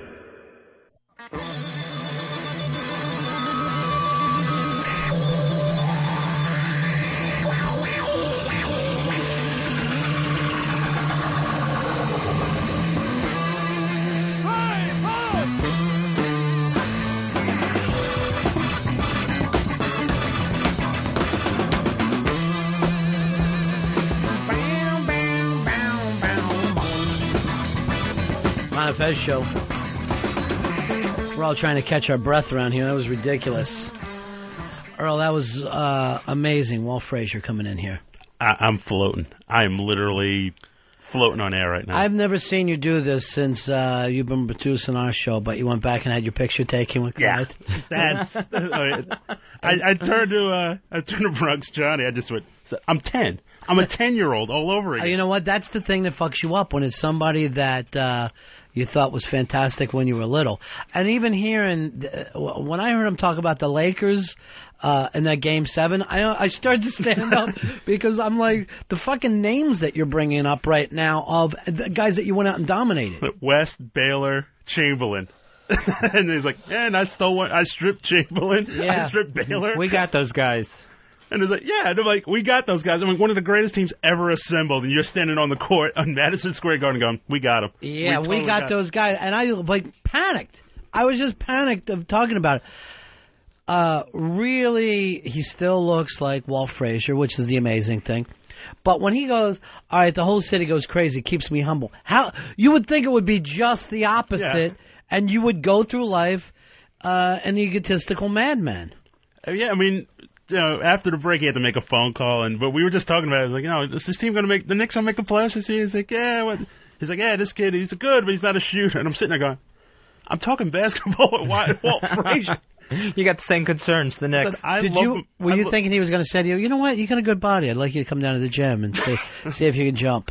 Let's see you jump. No, I mean, I'm just sitting there going, like, this is one of those days, I'm like, God, I really love my job. I know. I love weird. my gig. And he's talking about the teams going from like 12 to 32. Same things happen with baseball. Same things happen with football. Well, we don't get great teams anymore. They're so damn watered down that if you look at any team in football, none of them have the names on them like the Pittsburgh Steelers in the 70s had. Already, we forgot about last year's Pittsburgh Steelers. It's just like whatever mutt is lucky enough to win Survivor this season, it has nothing to do with it. You don't have a dominating team, really. You miss those stars. Yeah, I mean, like the Pistons were like the last team I thought of. Like, okay, this is a team. This is a real team made up of 5 guys with a singular mission. It wasn't like, okay, like as good as the Bulls were, it was always like, feed Jordan. Yeah, you take Jordan off the fucking team and you don't have a team anymore. And the whole concept of like knowing, when I was a kid, I used to know the Yankees starting lineup. I could do it backwards, forwards, whatever, because you knew every year those guys were coming back. But that is a big problem. But do you think kids are still learning all those names and still thinking about them a lot, or that's forgotten about? No, I think maybe they pick one player that they idolize, and that is about it. I don't think they go up and down a roster like Earl was talking about. You know, like I remember, like I was a big Reggie fan, but I love Lou Piniella and Oscar Gamble and and Bucky Dent and Randolph and Greg Nettles and Munson and Chris Chambliss was the first. I mean, you can name all the players. Now it's sort of like, it's just, you can name the one star, and it's like, okay, who was like the middle relief guy? You couldn't name him. Fuck, Walt Frazier. That was unbelievably cool. I mean, even if we weren't on, it's not like, oh, what a great guest. I would have been just happy enough if we were in a fucking restaurant next door and he walked in. It was just like 5 minutes of small talk talking about the Knicks, and I was completely tripping out. I'm like, this is really happening. And so smooth, like still is very smooth. I don't even know if that term gets used anymore.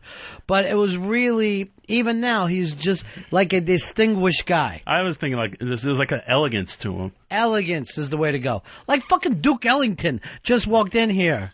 You know, it's just bizarre to me. Anthony, you're on Ron and Fez. Team Bentley down by 2 points. Earl takes the ball from half court. Nothing but net, three-pointer. Team Bentley wins. Way to go, Earl. Yeah, I know. And nothing but net from half court.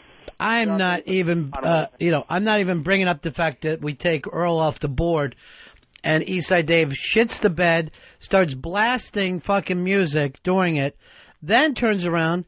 Clyde sees him punching his own head. You started punching yourself in the forehead in front of Walt Frazier. My finger slipped, and I knew it was a bad slippage. Earl, your finger ever slipped during an interview, particularly one with a legend? No, I stay as far away from a Hall of Famer. I mean, my hands are just... You saw me earlier. I'm wringing my hands. I'm walking around in circles. And Walt's looking through the glass like we're hiring special needs citizens here. Randy, you're on Ron and Fez. Hey, I got to call Earl up. Yeah. He just called talking to Walt Frazier a job. Earl, I got a fucking job. Talking to Walt Frazier is not a job, man. That is serious fun. Yeah, I mean, this was like a fantasy. Particularly like when you think like when you're like a little kid. You always think, I wonder what he's doing now. Because I was like that with Dr. J, too. And I would literally sit around going, I bet he's going out to dinner. I bet Dr. J's having a fantastic meal right now. A wonderful steak. Yeah. You would just always think.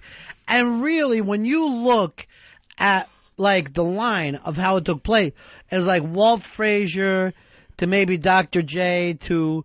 Magic and Bird. Magic Bird. I mean, guys that carried the league right up to Jordan. I mean, you literally can draw that line. And I was thinking of, again, one of the callers brought it up. He's like, one of the, everyone talks about great Game 7s. Yeah. 36 points. What was it? 36, 18, 17.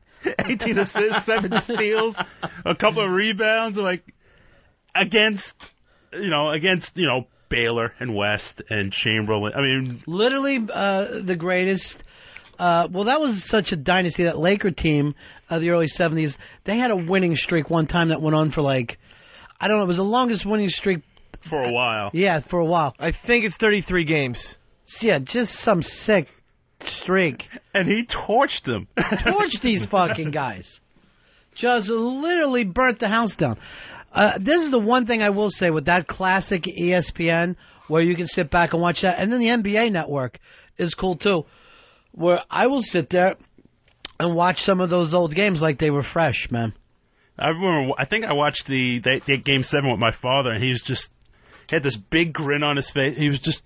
It was new to him. And he's just like, watch this. And he was just like, watch this play. I mean, watch. It's like, look how everyone's flowing. It's like no one's selfish. Everyone's touching the ball. Everyone's doing and my nephew's oblivious because they have the street ball mentality. The game within a game. That's what I'm talking about. The game within a game. Unfucking believably cool. Curtis, you're on Ron and Fez. Hey, buddies. Yeah. If nothing else proves that Earl is Mr. Perfect, having Walt on today says it all. It was a good day for you, Earl. You're on such a roll. Bad day for you, Dave. You get a cowbell before the show even starts, and then you act like that in front of a legend. I was very aghast at my slippage, and I had to discipline myself. That's all I was doing. You punched, literally, and people think we make shit up. He was punching himself in the forehead as we're talking with Walt Frazier. Hard. My fucking finger just slipped on the pod, and then next thing Do I you know, understand that you can't do this job, though? I can. I won't slip. It would have been less embarrassing to me if you would have fucked Jelly in front of Clyde the Glide. Everyone has a bad day. Yours is every day. You know what? I can figure out your bad day. Like I'm Nostradamus. I'll look at a calendar. I'll throw a dart and say, there's a bad day for Dave. Right there. Here's AJ. AJ, you're on Ron and Fez.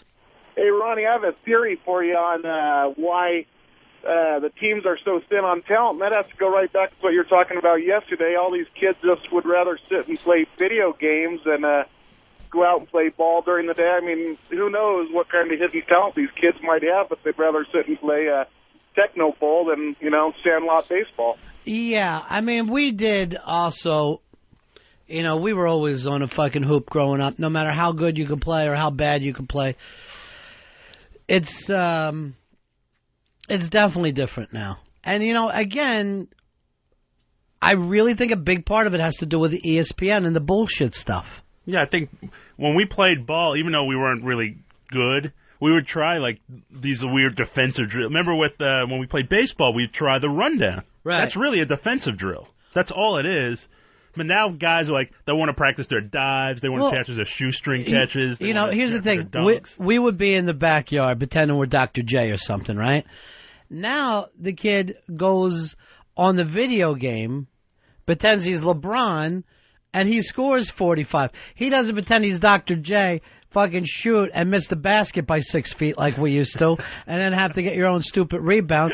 He literally pretends on the video game, and he has all the skills. And you could do the moves, because they'll tell you how to do a certain move. It's, click, click, bang. Here's Adam, you're on Ron and Fez. Hey, Ronnie, buddy. Hey, buddy. Hey, I just wanted to say I hate basketball, but I really appreciate that interview you guys had with Walt Frazier. It just shows the humility, of a really famous athlete and how he carries himself. And athletes today should, carry themselves in that way, just to, show the world that they're not all a bunch of dumbasses. And Ronnie, thanks a lot for not letting Dave interject with all his Knicks rhetoric. Well, if I couldn't even have Dave in here. I mean, if there was any possible way to have sent him home today, I would have done it. I would have done it in a heartbeat. It wouldn't have happened anyway, because I'm a Nets fan, baby. Brooklyn Nets, 2009. Dave, seriously, you're on my fucking shit list already today. Okay. You're already on my shit list. And that thing where you punched yourself in the head, nothing compared to what I give you. Nothing. Clyde looked great in here, too. Did you see a championship ring on each hand? Yeah, he held them up. Really? Because I couldn't quit staring at his jewelry. Because at one point he was saying, this is how you get, you do all of these things, this is how you get these. And he put up, one was 69, one was 73. And it was just, I'm just like, doing that whole thing. Because even the rings looked elegant. I mean, they weren't the big dog choking rings. They were just these nice, understated championship rings. But I love this story, too. I mean, here he is. He's one of the 50 best players of all time. And he tells the story of my first fucking game, Hal Greer beat me up so bad I sat in the locker room and cried. You must have just thought to yourself, I can't fucking play. But look who he was playing against there. Hal Greer, Cunningham, Will Chamberlain. Sick teams. Yes, sick fucking teams. And we didn't even bring up the Boston teams.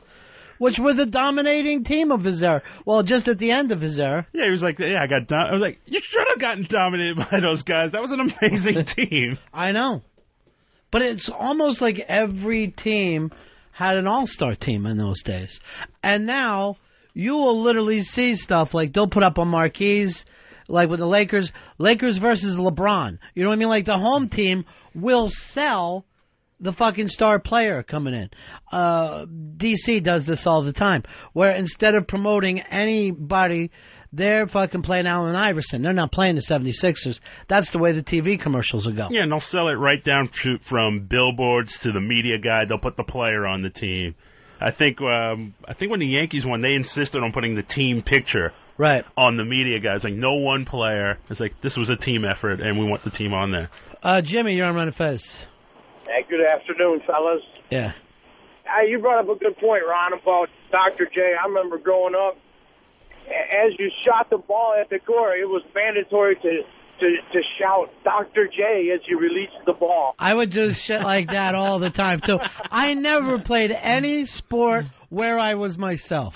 I was always my fucking hero. Yeah, you were like, everyone was like, Earl, do a Reggie, because I was the only left-hander. Yeah. And, you would try to do the Reggie crotch, because he was always hunched over like that, and you try to do the big pretzel swing. Well, you were lucky you had, the Yankees. I was pretending I was Willie Martinez. You're not fucking, you don't have a lot to go with there.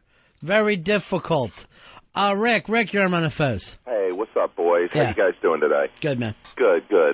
I tell you, I live in Atlanta, and a third-generation Atlanta boy, and I have gotten knocked all over the place for being a Knicks freak. I mean, I'm a Knicks fanatic, and I got to tell you, the interview with Walt was absolutely awesome, because we don't get any of that crap here in the South. You know what I mean? We don't get any of that good stuff, rather, in the South. And it's like, Dave is just a moron. He's killing me, man. He's killing me. What can you guys do to get rid of him and keep the quality up? You know what I mean? What can we do? All right, thank you very much. Dave, are you willing to step down after today? No, I'm not willing to do that. I'm a fighter, baby. I was so nervous that you were going to fuck a condiment in front of Walt Frazier that I could not relax and enjoy myself. The only good thing is he never would have forgotten us. That later he would have gone, I was on the show on satellite, and a boy was fucking a jelly jar. How many chicks you think Walt Frazier's gotten over the years? I mean, he can still go walk out of here now. Forget the Knicks, still pick up women. And, when he walked out of this, probably like walking out of the building, the block stops. Yeah. You know what I mean? I was like, right. Oh, my. Because every time he's with a woman, I guarantee this, 38 points, 19 assists. 4 rebounds. He dominates her. And he's just a great ambassador for the game. He had his NBA jacket on. He looks like $1 million, let's face it. That shirt was so pressed. There was not a wrinkle in it. Fez, tell about the suit when you saw him walking in the street. The suit I saw him wearing on 6th Avenue, the jacket and the pants were like this copper color that you just don't see in a suit too often. He had on a black dress shirt with it and a real multicolored tie, matched shoes that matched the suit, the same copper color, and just looked fantastic and was gliding down 6th Avenue. Am I wrong here, or did Blowhard sound a little down? I thought that he would have been much more excited. He called. I was waiting for Call Blowhard back. Let me see if he's okay. There's something about him. I thought he would have been a little more into it. He kind of brought up an anti-Willis Reed thing. He just didn't seem like himself. I mean, I was, like I said before, I was 10. I was a 10-year-old all over again. Like when you see someone you idolize, you're like, I was cracking up seeing you pose for a picture with him. Yeah, You got the picture? Let me see. Hold on. Because you had a big smile on your face. From here, the picture looked great, Earl. I've never seen you do that with anybody. I never seen you ask for a picture before. All right, now, look how much bigger that Clyde is than Earl, too. Yeah. You do look like you're 10 years old. Yeah, you do. Just because he's so much taller than you. That's great, Earl. He's got this big cheese-eating grin on my... I mean, this is a true honor for me. I mean, this was... Yeah, it is. I know exactly how you feel. People are like writing in, hey, what a great interview. I thought it was lousy on our part. I thought he was great, but I thought we were just like, yeah. I mean, honestly, I mean, if Jordan came in here, I don't think I would have been that excited. No, I agree with you, too, with that, too. But because it really has a lot to do when you were a little kid. Yeah, I mean, and I barely saw him play. I saw him like the tail end of his Knick career. Right. I remember seeing him with Cleveland. It didn't look right. You know? Yeah, right. But all I heard, my father was like, you should have Oh, seen yeah, anybody that impresses your dad also gets to you. That's true. That anybody that your dad said, this guy is great, you also take them on in a big way. Willie, you're on Ron and Fez. Hey, Ron, you did do a great job interviewing. Walt is such a class act. It almost makes me not appreciate it. You're Clyde. But I don't think people understand what it's like for somebody to be able to stop traffic in New York. It just doesn't happen here. People don't turn around when the president is walking by. And here's how much he still looks like, 1969 Clyde Frazier. Instantly recognizable on the street. No one has to stop and stare and go, is that Walt Frazier? And yeah, he's still involved with the Knicks. He's doing color, I mean, he's still a guy who is out there all the time. And you can tell who like the New Yorkers are and who the tourists are, because New Yorkers are like, yo, Clyde. They'll say Clyde. They won't say Walt. Most people go, is that Walt Frazier? How you doing? I mean, just right off the bat. We got Blowhard here. Blowhard. Hey, buddies. Are you feeling okay? Yeah, you know what happened? I had so many thoughts and questions and comments in my head as usual, and I was kind of intimidated for the first time with a guest because it was Clyde, and I was thinking about the day he was traded, and I didn't want to mention the fact that, it was a very unpopular thing that Willis Reed, who was the GM, did at the time.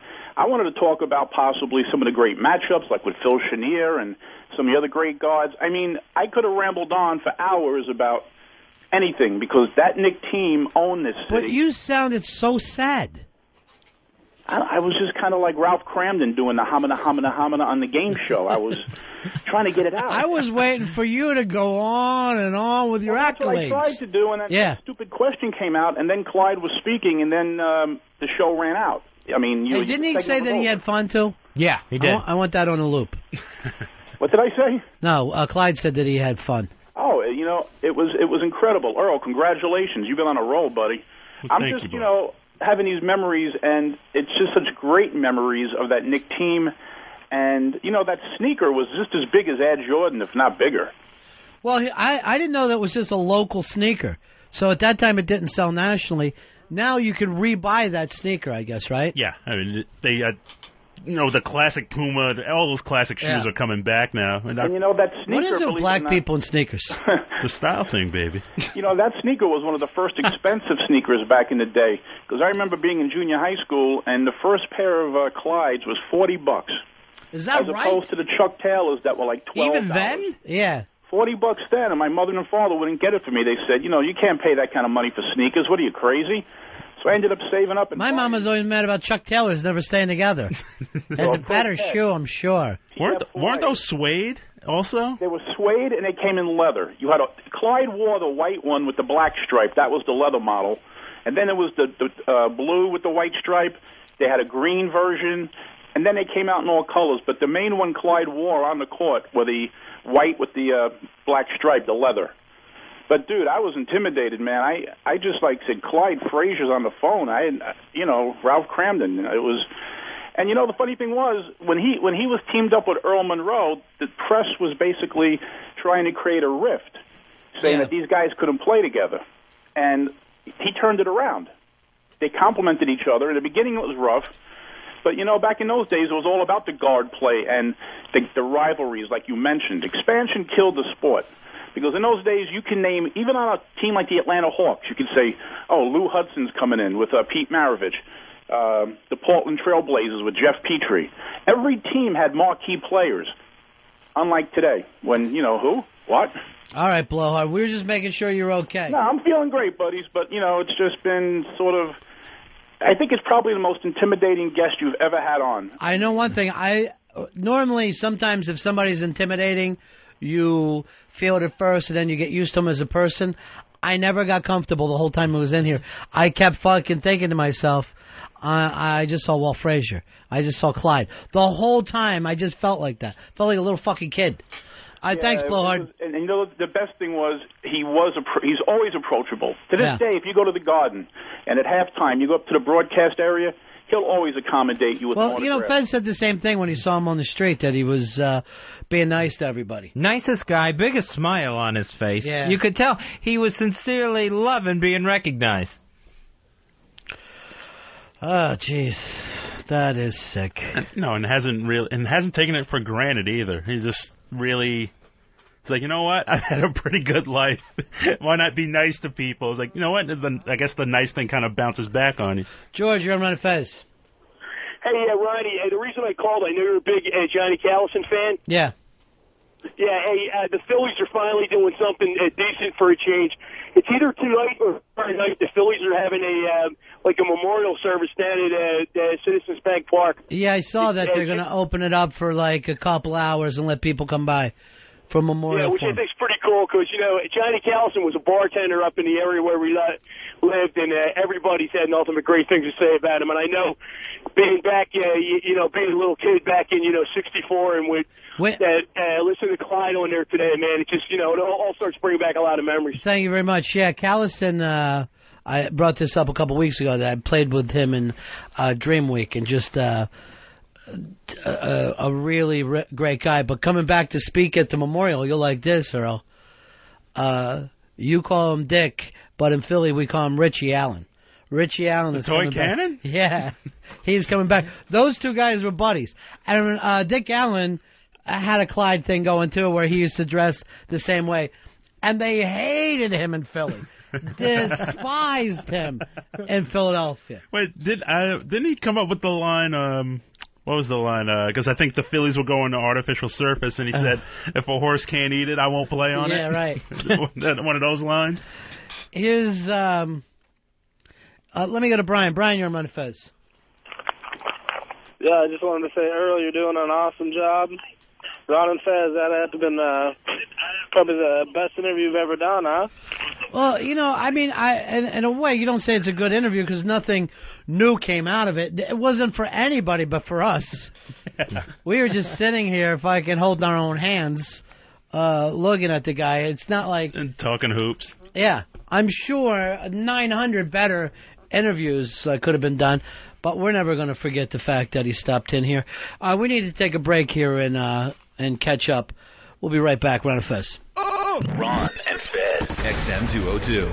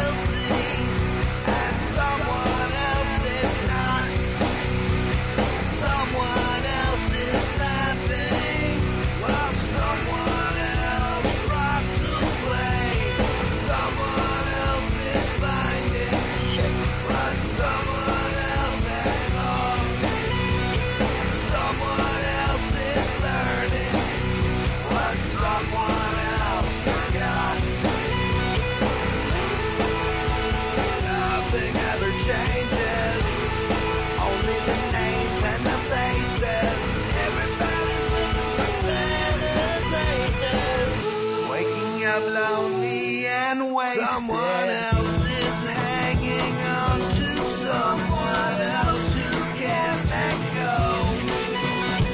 Someone else is finding out what you already know. Someone else is searching. Someone else wants to be fucking someone else. Someone else.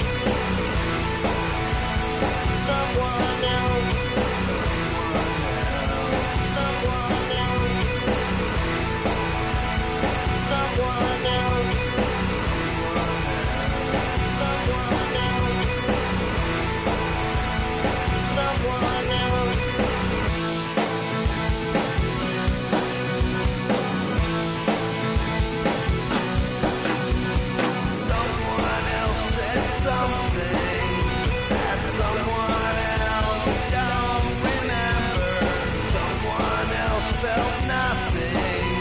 On the 31st day of December, someone else said hello when someone else said goodbye. Someone else is away in someone else's eyes. Nothing ever changes, only the names and the faces. Waking up lonely and wasted. Everybody's looking for better days. Everybody's looking for better days. Wasted.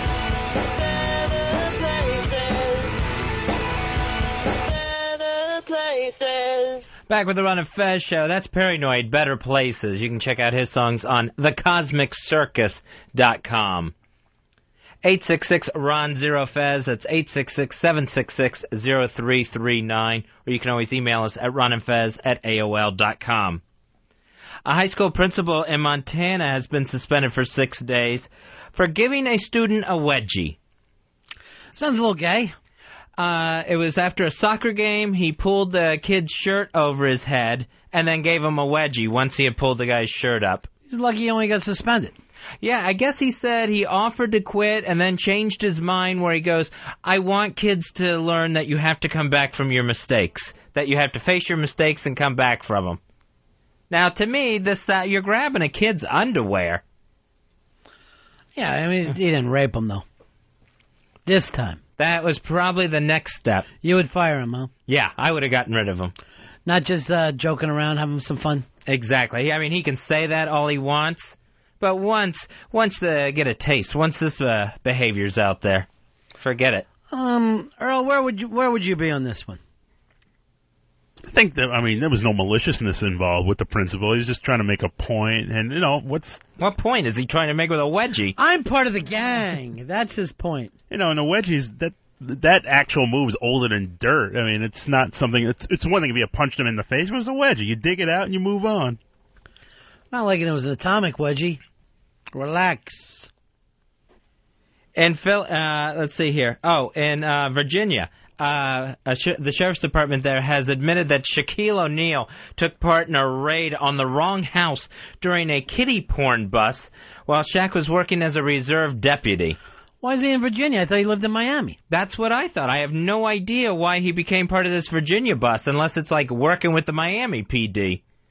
But I don't know which would be weirder. You got cops coming in your house accusing you of having kiddie porn, or the fact that Shaq is also part of that group as they're busting in. So they're in the wrong house, right? Yeah. Yeah, that shit happens all the time. Yeah, they said that they got the IP address was wrong, where they're tracing the computer, which led them to the wrong street address, the wrong physical address. Modern times, Fezzy, modern times. Brandon Flowers of The Killers thinks the Green Day's best-selling album, American Idiot, is calculated anti-Americanism, capitalizing on the war. It's a little late for this, isn't it? The album already sold millions of copies and is, 3 years old, 2 years old? It must be. Yeah, it came out in 2004. So they also said that Green Day were cowards for shooting their concert DVD overseas rather than in the U.S. They did this whole tour in this country. So big. So I don't even know where the anti-Americanism's coming from. The Killers... American Idiot? Yeah, I could see where some people would be offended. Don't want to be part of the redneck agenda. If you're on the right, I'm sure you see it. Maybe he's a Republican. Yeah, you don't see many rock star celebs on the right. I don't know. This may be the first one I know of. Ted Nugent. Oh, yeah. Kid Rock. I'm trying to think of who else. All the country guys are on the right. I'm thinking of guys like Toby Keith and... Yeah, and some of the metal guys. Although Toby Keith, I see that he's working with the One organization now. Yeah, he's pretty much changed his mind. But the Killers just need a better album themselves before they go putting down other hit albums. I want to recommend this to everybody. I tried a new cereal. The new Fruity Cheerios. Never even heard of this. Yeah, it's kind of like a Fruit Loops thing, but it's Cheerios. So I am recommending that to everybody. Now, does it taste like Fruit Loops, or does it taste like Cheerios? It kind of actually has a Fruity Pebbles taste to it, to me. I don't like the fact that there's so many of these new cereals that come out that don't last more than a couple months anyway. A lot of times what they'll do now is just tie it into a movie. They'll be like a Shrek cereal or a Cars cereal or something. This is going to shock you, but I never eat Shrek cereal. Don't, it's too marshmallowy. What cereal do you think rules supreme? Corn Pops. It's not even close. Corn Pops. Earl? Gotta go with Corn Flakes. The flakes. Corn Flakes? My problem with flakes, they don't pop. Now, you got to have something that works all the time. Well, the closest thing for me was always Rice Krispies. That was the other one that just... See, we're going very old school on you, Fez. Yeah, that's true. What about you? I was thinking Rice Krispies, but I got to go Frosted Flakes. See, you're an old school guy as well. Let's check with, where's the BX? Oh, he's busy. Bronx Johnny. Bronx Johnny, come on in here. I want to know the Ecuadorian foods. What happens for you, Bronx Johnny? What is the top of the list cereal for you? For us, Chiquita banana chip cereal. I never even heard of this. Yeah, they have them in Whole Foods stores. You got to go to specialty stores. Like All right, so it's a Whole Food. You got to buy a big tub of them? No, it comes like, well, a lot of the products, even the juice mix comes in bags. They don't even come in cans. So it's a big fat bag that weighs about 14 pounds. Yes, Chiquita banana Chex cereal. Not Chex, chips. Oh, They're chips. like banana chips. Oh, chips. Yeah. Here's Jim. Jim, we lost you. Here is Roger. Roger, you're on Ron and Fez. Hey, what's up? I got a bad one and a good one. All right, go ahead. Good one is Cinnamon Toast Crunch, and my bad one that's always made me puke is honeycomb. I would definitely eat honeycomb over Cinnamon Toast Crunch. I am shocked that he said Cinnamon Toast Crunch is the good one. I don't like anything that's dusty all over the milk. I have a problem with that. Cinnamon Toast Crunch is disgusting. What about honeycomb, though? Honeycomb, I love. Big bite and a big crunch. Terry, you're on Ron and Fez. I'd say honey bunches of oats, man, with strawberries. That's the bomb right there. Eastside Day for life. All right, now, do you have real strawberries that you throw in, or those freeze-dried strawberries like Johnny's Chiquita banana? Well, I can't go for any freeze-dried fruit. Does not happen for me. That's the thing. The bananas aren't freeze-dried. They're basically chips. They get soft in the milk. They're really hard to start I with. don't You can just eat them out the bag. You don't even need milk. They're like chips. I don't even know. Matt, you're on Ron and Fez. Yeah, you got to go with 2 scoops, Raisin Bran. Raisin Bran seems like something to help your grandmother's shit. That's where I go with a Raisin Bran. Retirement cereal. I gotta have a cereal that I can also eat out of the box dry. Raisin Bran, too grainy, too flaky. I can't pull that off. Now, see, I got a problem with you. If I see you with your fist down in the fucking cereal box, that's yours. Take it in your room now. You've destroyed it for everyone else. I hate to see somebody with their fucking paw in a cereal box. And I love Raisin Bran. I eat it every day. I bet you do, Grandma. You regular? Yes. That's the only reason to eat it. Jared, you're on Ron and Fez. Hey, I'm going to cheat a little bit here, too. Cookie Crisp, those are the cereal that if you just want to snack on it. First of all, that's just a cookie. All you're doing is throwing... It's the same as having Hershey bars in milk. A kid would probably like it, but it doesn't make it cereal. I like sweet cereals. I got no problem with that. But Cookie Crisp is way too much. That's too much even for me. Ken, you're on Ron and Fez. Hey, buddies, I want to put a vote in for the worst cereal ever made. It's got to be Kix. That shit sucks. Kix is like tricks that they suck the flavor out of. No, it's awful, man. When we used to get on welfare, we used to get Kix by the government. I didn't know that. It was awful. It was mandatory cereal from the government. I thought that was your shoes. We're giving you free Kix. They were all excited. Here's Mike. Mike, you're on Ron and Fez. Big ass card holder 2069. Face. And what? It's got to be Cocoa Puffs. I mean, you get a delicious bowl of chocolatey milk when you're finished. Disgusting to me. Cocoa Puffs, that is a cereal that will make me puke. My mom bought us Cocoa Puffs. I would throw up after breakfast. Why not just not eat it? How about have some eggs and some toast? I wanted that chocolatey cereal. Rob, you're on Ron and Fez. Yo, Ron and Fez, what's going on? Yeah. Hey, King Vitamin, if you remember, was a dumb white guy with a crown on the box of cereal eating cereal called King Vitamin. King Vitamin, have breakfast with the king. Yeah, when a kid is hungry or has the munchies, the one thing he wants to eat is a bowl full of vitamins. 866 Ron Zero Fez. Here's Adam. Adam, you're on Ron and Fez.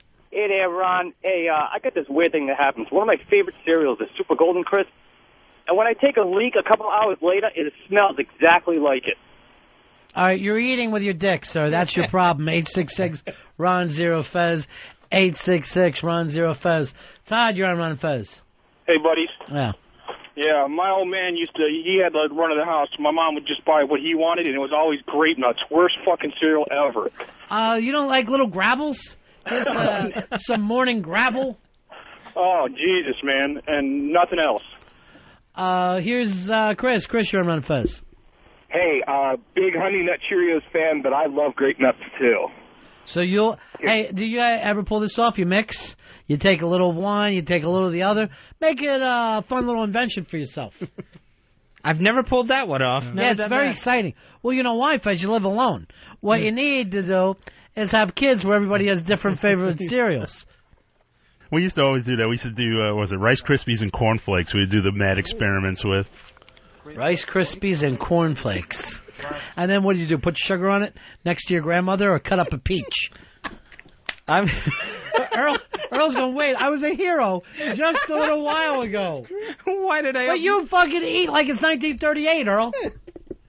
No, my parents were old school. You had to eat what was there. Now you're a man. You're out on your own. And I still the things that you eat as a kid, you never kind of let go. I always loved cornflakes. There's a box of Raisin Bran in the office right now. If I bring any of that stuff out, my kids look at me like I fucking came out of black and white movies. They think I'm out of my mind. Scott, you're on Ron and Fez. Worst cereal ever, Kaboom. Kaboom is another thing. It's tricks with the flavor sucked out of it.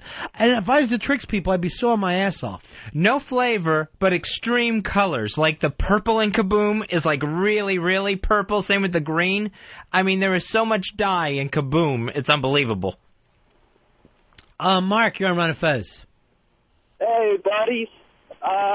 Lucky Charms, my favorite. Lucky Charms, it's... Eat all the marshmallows. Yeah, a marshmallow... yes, if you want to put it on a stick, put it in a fire, I'll sit down and enjoy it. It's an uncooked marshmallow, the way I look at it, and it's at breakfast. I have a problem. No, but the Lucky Charms itself is delicious. Like, if you separate the marshmallows, the cereal is sugary enough by itself. Can I tell you something? I'll clean my pot, but I'm not going to sit there and clean my cereal first thing in the morning. I'm not going to have an old ZZ Top fucking record trying to get the charms out of Lucky Charms. I think they just come up with a chocolate Lucky Charms to make it just a little bit sweeter. Jason, you're on Ron and Fez. Worst cereal ever, shredded wheat. Oh, Second Earl thing, loves shredded wheat. I want to ask Dave, what's the best cereal to have sex with? Now, well, I saw him with a Cheerio wrapped around his fucking cock, and he still had plenty of room to spare. He had a fucking Cheerio, it was loose on him. Earl, shredded wheat. Have you ever done that for your ass problems? No, I never had the shredded wheat. It looked too icky. That is something your grandparents would have. Great-grandparents, I'll even go that far. And it was like a big wheat turd that they would pour milk on. And would fall apart immediately. It's just a big bowl of... It looked like mush after a while. If you're eating it, you're like, turn on the radio. I want to see if Lindbergh has landed. You're living in the past. Chuck, you're on Ron and Fez. Hey, buddies. Yeah. Best cereal ever, Frosted Flakes. Man, you can't beat them. All right, sets up Fezzy. This is one of his few impressions. The Tony the Tiger laugh. All right, try it again. Now do the they're great. They're great. All right, try it again. Just breathe out and try. Okay. They're great. Earl, cut this out of the best of, would you? I don't want this to show up in there. I can do the laugh. I can't do the it's great part. All right, let me hear the laugh. No. I wish Plantain Crunch had a mascot. I could do. Why were you be mad? Why are you being mad to Johnny? Because I'm doing my best. Fucking guy had to get up this morning and get government kicks. Mike, you're on Ron and Fez. Hey guys. Yeah. How about Super Sugar Crisp? How old are you? Can't get enough of Super Sugar Crisp. Sugar Crisp. Did you have a favorite between like Sugar Crisp and the Honey Smacks, the Sugar Smacks? Basically the same cereal. One Kellogg's, I guess one Post or General Mills. But did you still have a favorite? I'd smoke a joint and I'd eat anything. I'd eat the fucking cardboard box. Cereal is the best food after you smoke the joint. Yeah. And also the other thing, too, when you were little, did you do this? Did you set the box up and read it all the time? Like you're reading the back of the box like as the New York Times. Sometimes I'd set up a couple boxes and just try to have my own private eating area.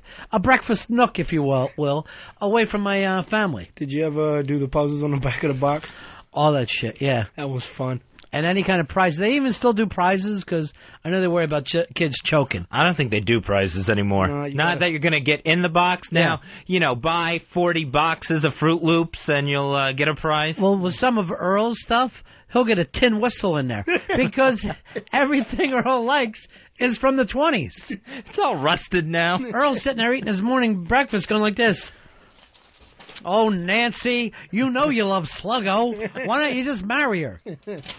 That Garrick's never going to stop. Never, I tell you. They give him a Dakota ring.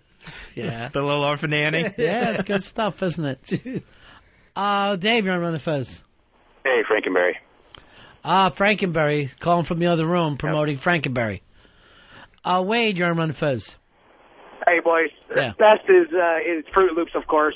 And the worst was that fucking puffed wheat.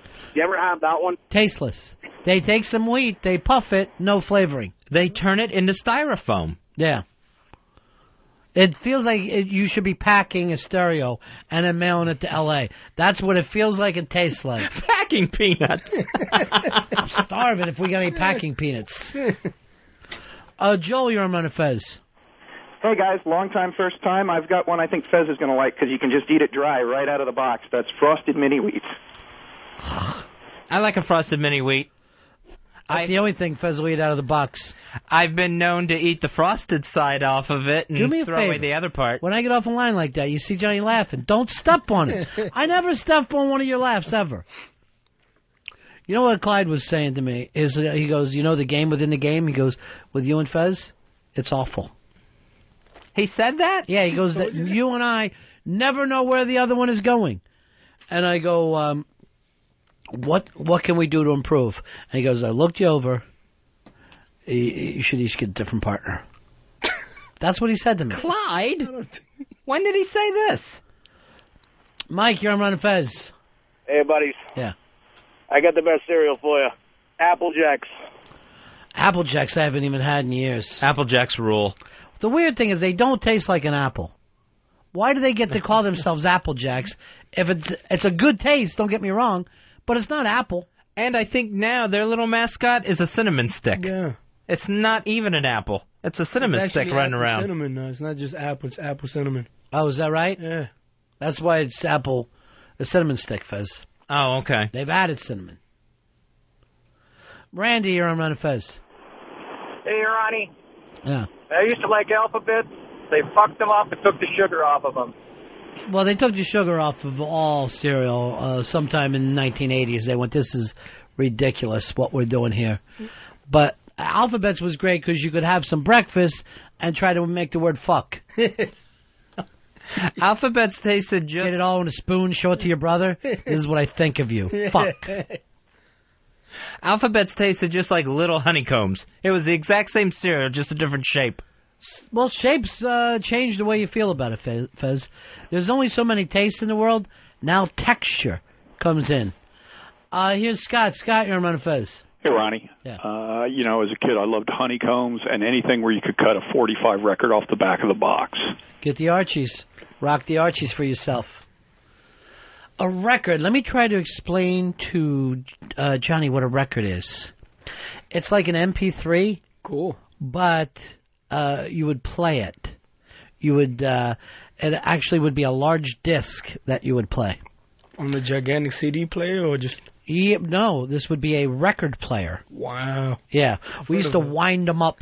We would wind them up, and then our dogs would look in all quizzical to see where the voice was coming from. Yeah, you can't have a stereo and get a fucking download from it. That's the problem. Ah, there they are. All right, trivia question. Who turned this song down? I have no idea. Earl? I will say the Monkees. That's winning cowbell, Earl. Monkees turned this down. I this saw this on some kind of thing the other day on TV. Wasn't this a number one, too? Oh, yeah, the single sold like 10 million copies. Why? I don't know. I can't blame the Monkees this day for turning this down. Franco, you're on Ron and Fez. Hey, buddy. Yeah. Best cereal, Basic 4. Basic 4, Fez. Not familiar with Basic 4. One from each food group, right? Yeah, it's got a little bit of everything in it. There's a meat in it? No, the cereal food group. Oh, okay. Yeah, you got a little bit of dried fruits, some nuts, and like yogurt things in it. 866 Ron Zero Fez. 866 Ron Zero Fez. Also going on, let's see here. That doesn't get easier, huh? No, never for me. In Philly, the father of a Pee Wee football player was arrested after pulling a gun on a kid's coach to complain that his son wasn't getting enough playing time. So that kid is now starting as quarterback and kicking field goals. Yay, Johnny! It just seems like when parents can't embarrass someone enough out on the playing field, now they've stepped it up to assault charges. Who are they embarrassing, the coach or the kid? I think they're embarrassing the kid. I'd be proud if my dad showed up with a gun and made me a starter. The couple of times that I played, community sports, my parents never showed up. They were never there at those games. The gay kid's dad never did. Could you imagine the pain? I was going to say. He said, what? Could you imagine the pain he would have went through? I was glad. I was so bad at it. There's my girl. I was No, panhands. You still can't catch a football to this day. I try to catch a football, my finger breaks. And absolutely snaps. Before the Yankee gig, I actually coached Pee Wee for a little while. How'd it go? It went pretty bad because I got fired because I cursed at the kids. How old were the kids? Kids ranged between 7 and 10. Yeah. Like, it was different leagues. I had 2 teams. 7 and 8-year-olds, 9 and 10-year-olds. And it was football? Yeah, football. It was touch football. Flag football? Yeah. They couldn't run the basic That play. flag football is really getting big now. Didn't even exist, you know. You might play in school or whatever, but now they're doing it instead of the Pee Wee leagues. Was there ever that line where you were cool when your father showed up, but you felt weird when your mom showed up at games? No, my parents used to come to everything. It was like Little League. It was always there was always that weird little line where you're like... My dad umped one time and called me out on strikes. I'm fucking going back to our dugout, right? I take the bat, I fucking throw it, I knock all the bats down. All the bats. My dad comes fucking running out. He pulls the mask off. Starts to yell, if that happens again, you're out. My mom was so fucking pissed at him. They ended up fighting all the way back. You're good to every kid in this neighborhood but your own. He's fucking taking shit. I'm sitting in the back. The thing was, we're still up by like 11 runs when I pull my fucking hissy fit like an idiot. To this day, we bring it up like I'm going, it was way outside. No, my father would always drill in us. He's like, always, you play the ball, don't let the ball play you. And my mother would always have, it's like, maybe show him how to spend some more time with him and show him how to do it. They wouldn't let it happen to him. I bet my parents would never, yell shit at me or the other team and do any of that stupid shit. I mean, I had parents like that on the team that would get thrown out, literally being forced to leave the park, the fucking neighborhood park. You have to leave real estate. You could see their house. The people would have to go back and go upstairs. It's a public place. And I know. Thrown out when you're not good enough to be in a public park, you're too fucked up. Where they would actually call the cop to come in and take these people out of there. We had a big woman, when I sponsored a T-ball team. that had to be asked to leave. She was sitting there cursing at T-ball, and these are 4- and 5-year-olds, and she threw a lawn chair at one point. What was her beef? The fucking tee was too high? What could your possibly problem be at T-ball? I think it was that her kid wasn't getting to play or something like that. Every kid plays in T-ball. Yeah. You got 40 kids in the field at the same time. This woman was just so obnoxious, and they had to ask her to leave, and just dropping the F-bombs left and right in front of the 4- and 5-year-olds. I don't believe this story. And it's a crazy story from Florida. It's too fake. And it isn't a rule now that you have to play everyone. Even in Little League, you have to find a way to please Everybody has always had to play in the history of Little League. You got to play one inning, I think 1 inning in the field and get 1 at bat. Now, when you're coaching, because I've coached it before, it really makes you a National League coach because you're like, do I get rid of some of these fucking kids early on? Do I stabilize right field so it's constantly changing? Do I have the balls to put somebody at second base, and put 2 of those kids out there at the same time? Or someone behind the plate, or... you never put anybody behind the plate. That's too fucking scary. They'll run all day on you, Earl. They will run all day on you. So, it really becomes your whole job at coaching because you don't want to be there at the end of the game going, all right, now I have to replace the outfield. We're up 2-1, but I got to put 3 fucking ham and eggers in the outfield. And they have it scheduled so every team gets stuck with 1 of those kids, but some teams get 2 or 3. Heaven forbid 4 of those kids. There's no way you can live. We always had at least 2. And we were a very good team. In Little League, we went to the finals 2 out of 3 years or 3 out of 4 years or whatever. But we got bumped out of the playoffs once because we did the rotation early. Yeah. And I was the guy who got rotated out. I bet you were.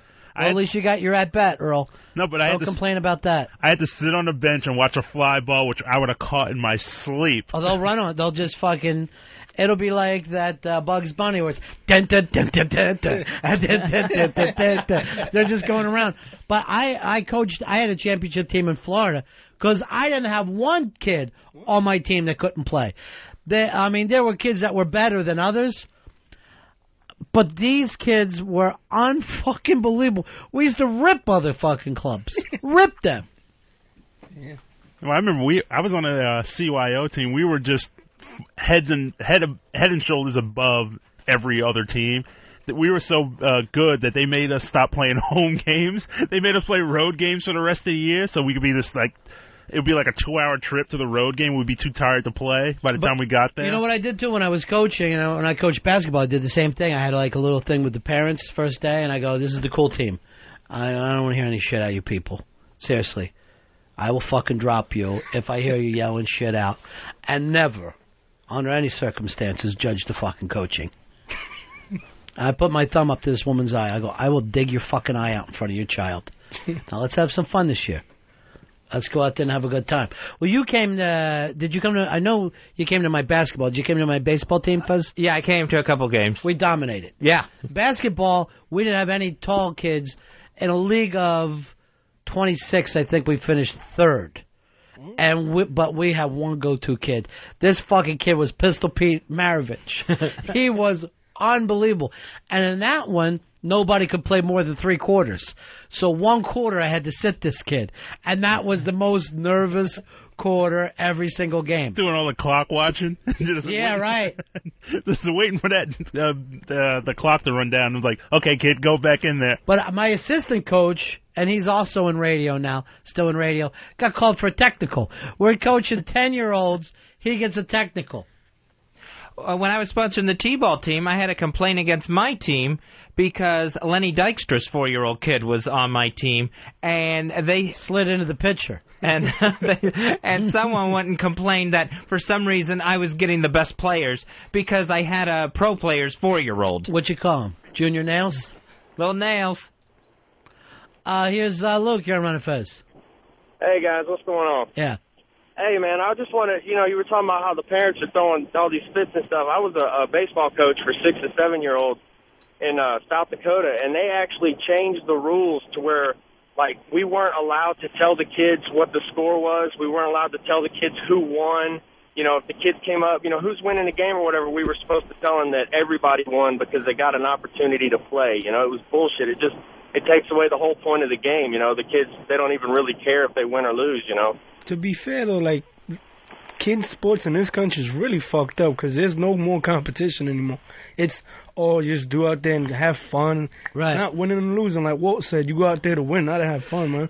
Winning is fun, and losing, as long as you bounce back or you learn from it, is a positive thing. You know what I mean? Like when you don't lose and sit there and scream at the kids, you lose and then you go back, here's what we need to work on. Here's what we need to, here's what we need to do next. And when you have a team like that, like I told you, my basketball team, even though we finished third in this league, we were the fucking shock of the league. Nobody could believe these tiny little kids with the fucking Release the Hounds defense that I put together. I had Release the Hounds, and we had the Goldberg Award for fucking rebounding. We had to play a lot of D. Cool. So, whoever won the fucking Goldberg Award, named after, of course, Goldberg the wrestler. But you had to go out of your way to fucking scrimp and save on these things. And that was more rewarding than the championship baseball team that I had, because we should have won the fucking league that year. Going back to what Walt Frazier said, he's like one of his first games. He got torched. He went, you know what? But I learned more from getting torched that game. But, there are bad coaches and there are bad parents. But, if you're playing in the even the pros, you're going to get your fucking ass whipped, no matter what level it is. It's how you respond, what happens or not. It's true. That's the fucking thing about it. But in Florida, you have to go through this clinic before you become a coach. They make you watch parents freaking out. There's all these videotapes. Parents jumping over fences, punching umpires, punching coaches, hitting teams. Parents are out of their minds. They're apeshit idiots. So that has to be taken care of every time. James, you're on Ron and Fez. Hey, how's it going, guys? Yeah. I just had a stupid little story. When I was a little leaguer back in the mid-'80s, I sucked. I knew I sucked. Everyone knew I sucked, so they always put me in right field. And, they got those asshole fathers out there screaming and yelling. Kid's father's yelling, hit it to him, he can't fucking catch, that kid sucks. My father's standing right behind him. My father's cool, doesn't say shit. And pop fly comes up. I'm barely paying attention to the game. I just kind of put out my glove. Ball lands right in the fucking thing. My father just leaned over, tapped the guy on the shoulder. Yeah, that's my fucking son. And, stupid little story, but kind of just... Did he bring it up every time during the other eras you had? I always wonder about this, though. Why do these kids go out for the game? Do they think they're going to learn to play sports? Most of the time, like a lot of the little kids that I had, well, a lot of them didn't know the basic fundamentals, so at that age, but the 10-year-olds had already gone through a previous league. Yeah. The parents would bring him out. One of the cornerbacks, I felt bad for the kid because he was a little slow, but he would play his ass off. So every time he'd mess up, I'd just put him on the sideline, and he'd watch. He's like, oh, I can do it.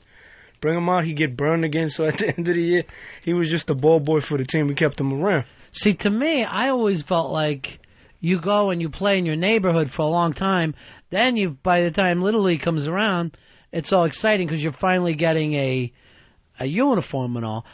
But I think some of these kids, they start a little too early. I think at 5 and 6, you should be playing in the backyard, not some other, not some organized league. I was like 7 or 8 when I tried playing baseball with a community team. Did you play in your backyard with the kids in the neighborhood? I played sometimes outside with those kids, and that's why I wanted to. They were all going to join up for this team. Yeah. So I just kind of went along just because they were going to do it. But I was bad out on the street too. So why would you join? Why wouldn't it occur to you? I stink. It occurred to me constantly, but I really wanted that little trophy you got at the end of the season. I really wanted that, and I wanted... Participation? Yeah, and everyone else was going off in the station wagon to this thing, and I wanted to go too. Knowing that you were going to stink the place up. Oh, yeah. Yeah, even then, I knew I was going to stink it up. See, kids like you ever a thing where you tell that kid, look, we got a big fucking game. We're playing E&M's. I don't have to tell you, we're playing E&M's Hoagie Shop. I need you that fake sick Friday. Do not fucking show up. Come back later when we're playing Summit Beef. That should be a romp. But you know what I'm saying? Like, you tell that kid, take a fucking dive. If you really want to help the team, keep your fucking lazy ass home. Count the lights. Yeah. Get hit in the head. Who's like, get hit in the head during warm-ups. Oh, I can't play. I was constantly getting hit with a pitch. Good. Lean into it. That was your name. Todd Leanin' Watley. Yeah, but it was always a pride thing with us. And we were like, my brother and I finally went in the Little League. We were what? I was 10 and he was 11. Yeah. We just didn't think we were ready yet to go to that next step. I'm going to tell you the truth. I did the same exact thing. I fucking waited. Yeah, we waited. We totally waited. You fucking waited it out because you did not want to go there and tube when you were wearing the fucking green and white. Yeah, you wanted to go out and kill and compete because everyone was significantly older. Then you had to move up to that next league where suddenly, and a lot of guys will take off the year you're 13 because then after you leave Little League, you're playing against 15 years olds and it's a fucking full-size field. So you're like, do I want to go and ride the Pines at 13? No, ain't going to happen. I'm going to give it a year. I did the same thing. I took my 14 when I was 14. I took a year off. I was like, no freaking way am I riding the Pine and just losing what little self-esteem I had as a player. Come back next year and dominate.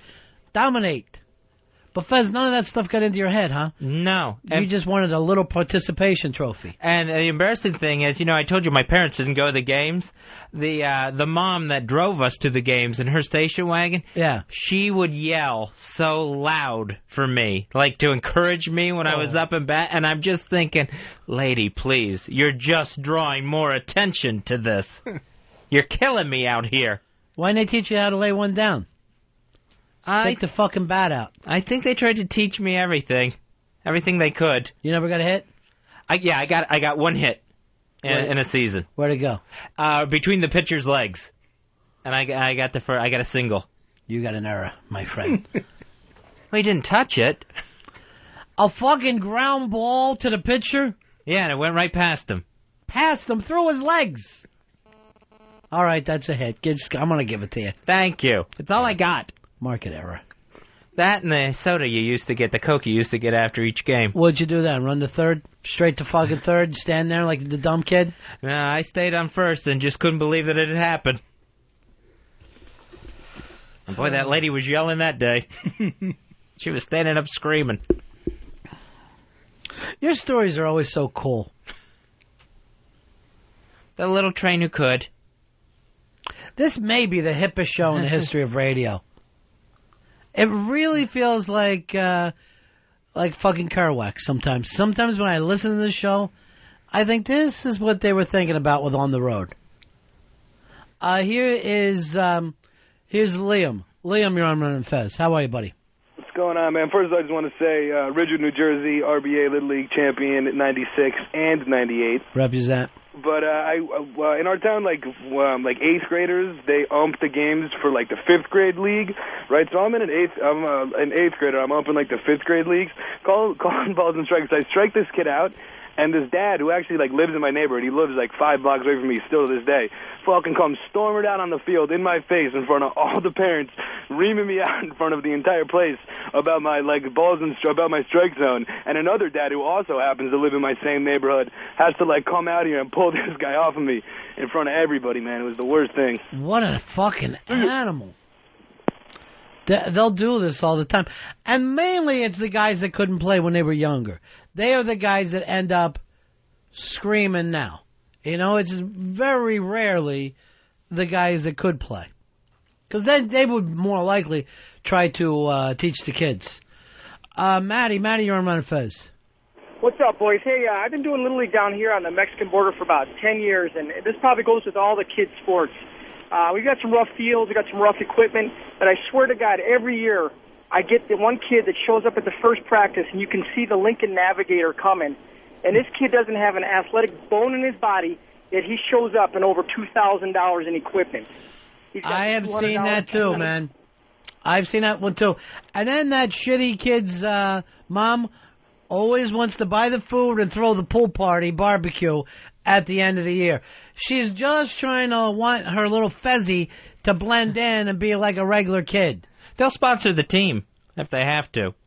Well, they're still only going to play a fucking inning if I'm going to skip for this. I'm sorry. I appreciate all the kickback money, but this is too much. Curtis, you're on Fez. Yeah, when I played Little League growing up, I sucked so bad at it, all the parents of the team got together and gave my parents a free trip somewhere every year for playoffs. You're lying, aren't you, Rodney Dangerfield? Nope, but it happened twice. Well, hey, have you guys ever been to the Bahamas?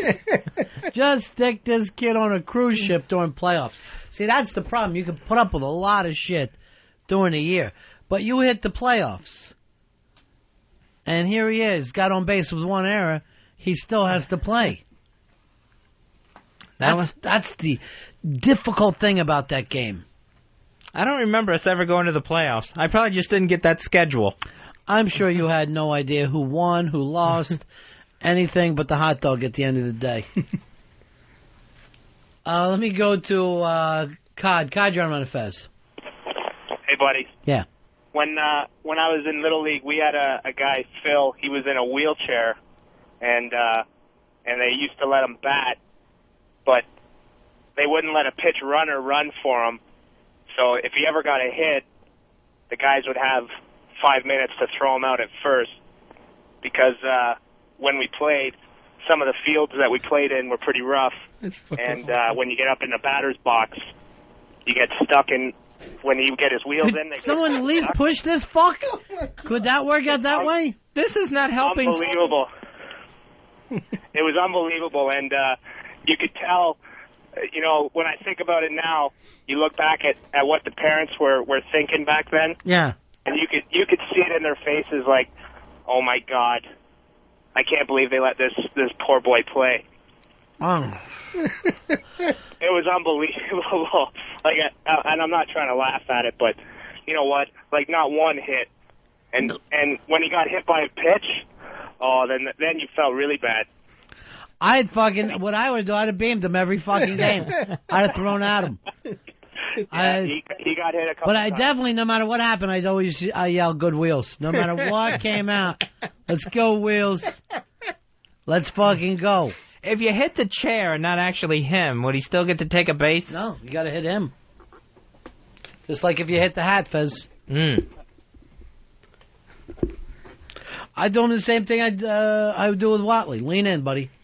Lean in. Jaw first. Jaw first. We should have did all these stories with Walt Frazier, because he would have hated all of us. No matter who was on his little league team, I'm sure he dominated. That's the thing, those guys, by anybody who makes it to pros, they dominated every sport leading up to that. They were, football, basketball, baseball, track and field, doesn't matter. Dominate. All the way through. Satellites gone. Isaac, you're on Fez. Hey, Ronnie. Yeah. When I was about 12, I was umping a baseball game alone for the first time, and I called the kid out at third who slid under a tag with no force. I didn't look into the stands, but it turns out that was Tito Santana's son, who then proceeded to run up to the fence and start screaming at me. I look over and see my childhood hero calling me an asshole. Next thing I know, I'm ready to crap my pants. And every kid in the other team was struck out, and the pitchers were in the dirt. I've seen Tito get beat before. I think you had a good chance against him. Arriba. Special thanks to our good friend Walt Clyde, the Glide Frazier, for stopping by today. You can pick up his book. The Game Within the Game, that is in stores now. Check it out everywhere. I'm going out to dinner with him tonight. You are? What I'd like to do, Earl, is if you're not busy, come along. I'd love to have you there. Thank you, Ronnie. And Fez? Yeah, when should I be there? I want you to get a picture of me and Earl out with Clyde Frazier. I'd love that. Dave, I want you to stay home, fuck your jelly jar, and think about getting back on top. That's the end of my show. Donk. With Harry, Mark, and John. Monday and Tuesday, Wednesday through Thursday with Harry, Mark, and John. Satellites gone up to the skies.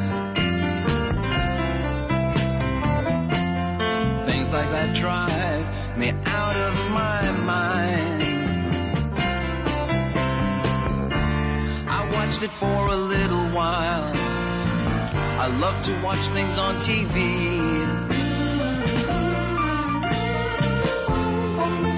Satellite of love. Satellite of love. Satellite of love. Satellite of.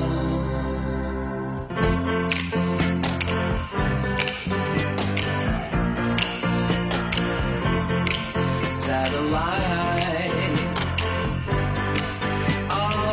love. Satellite of love. Satellite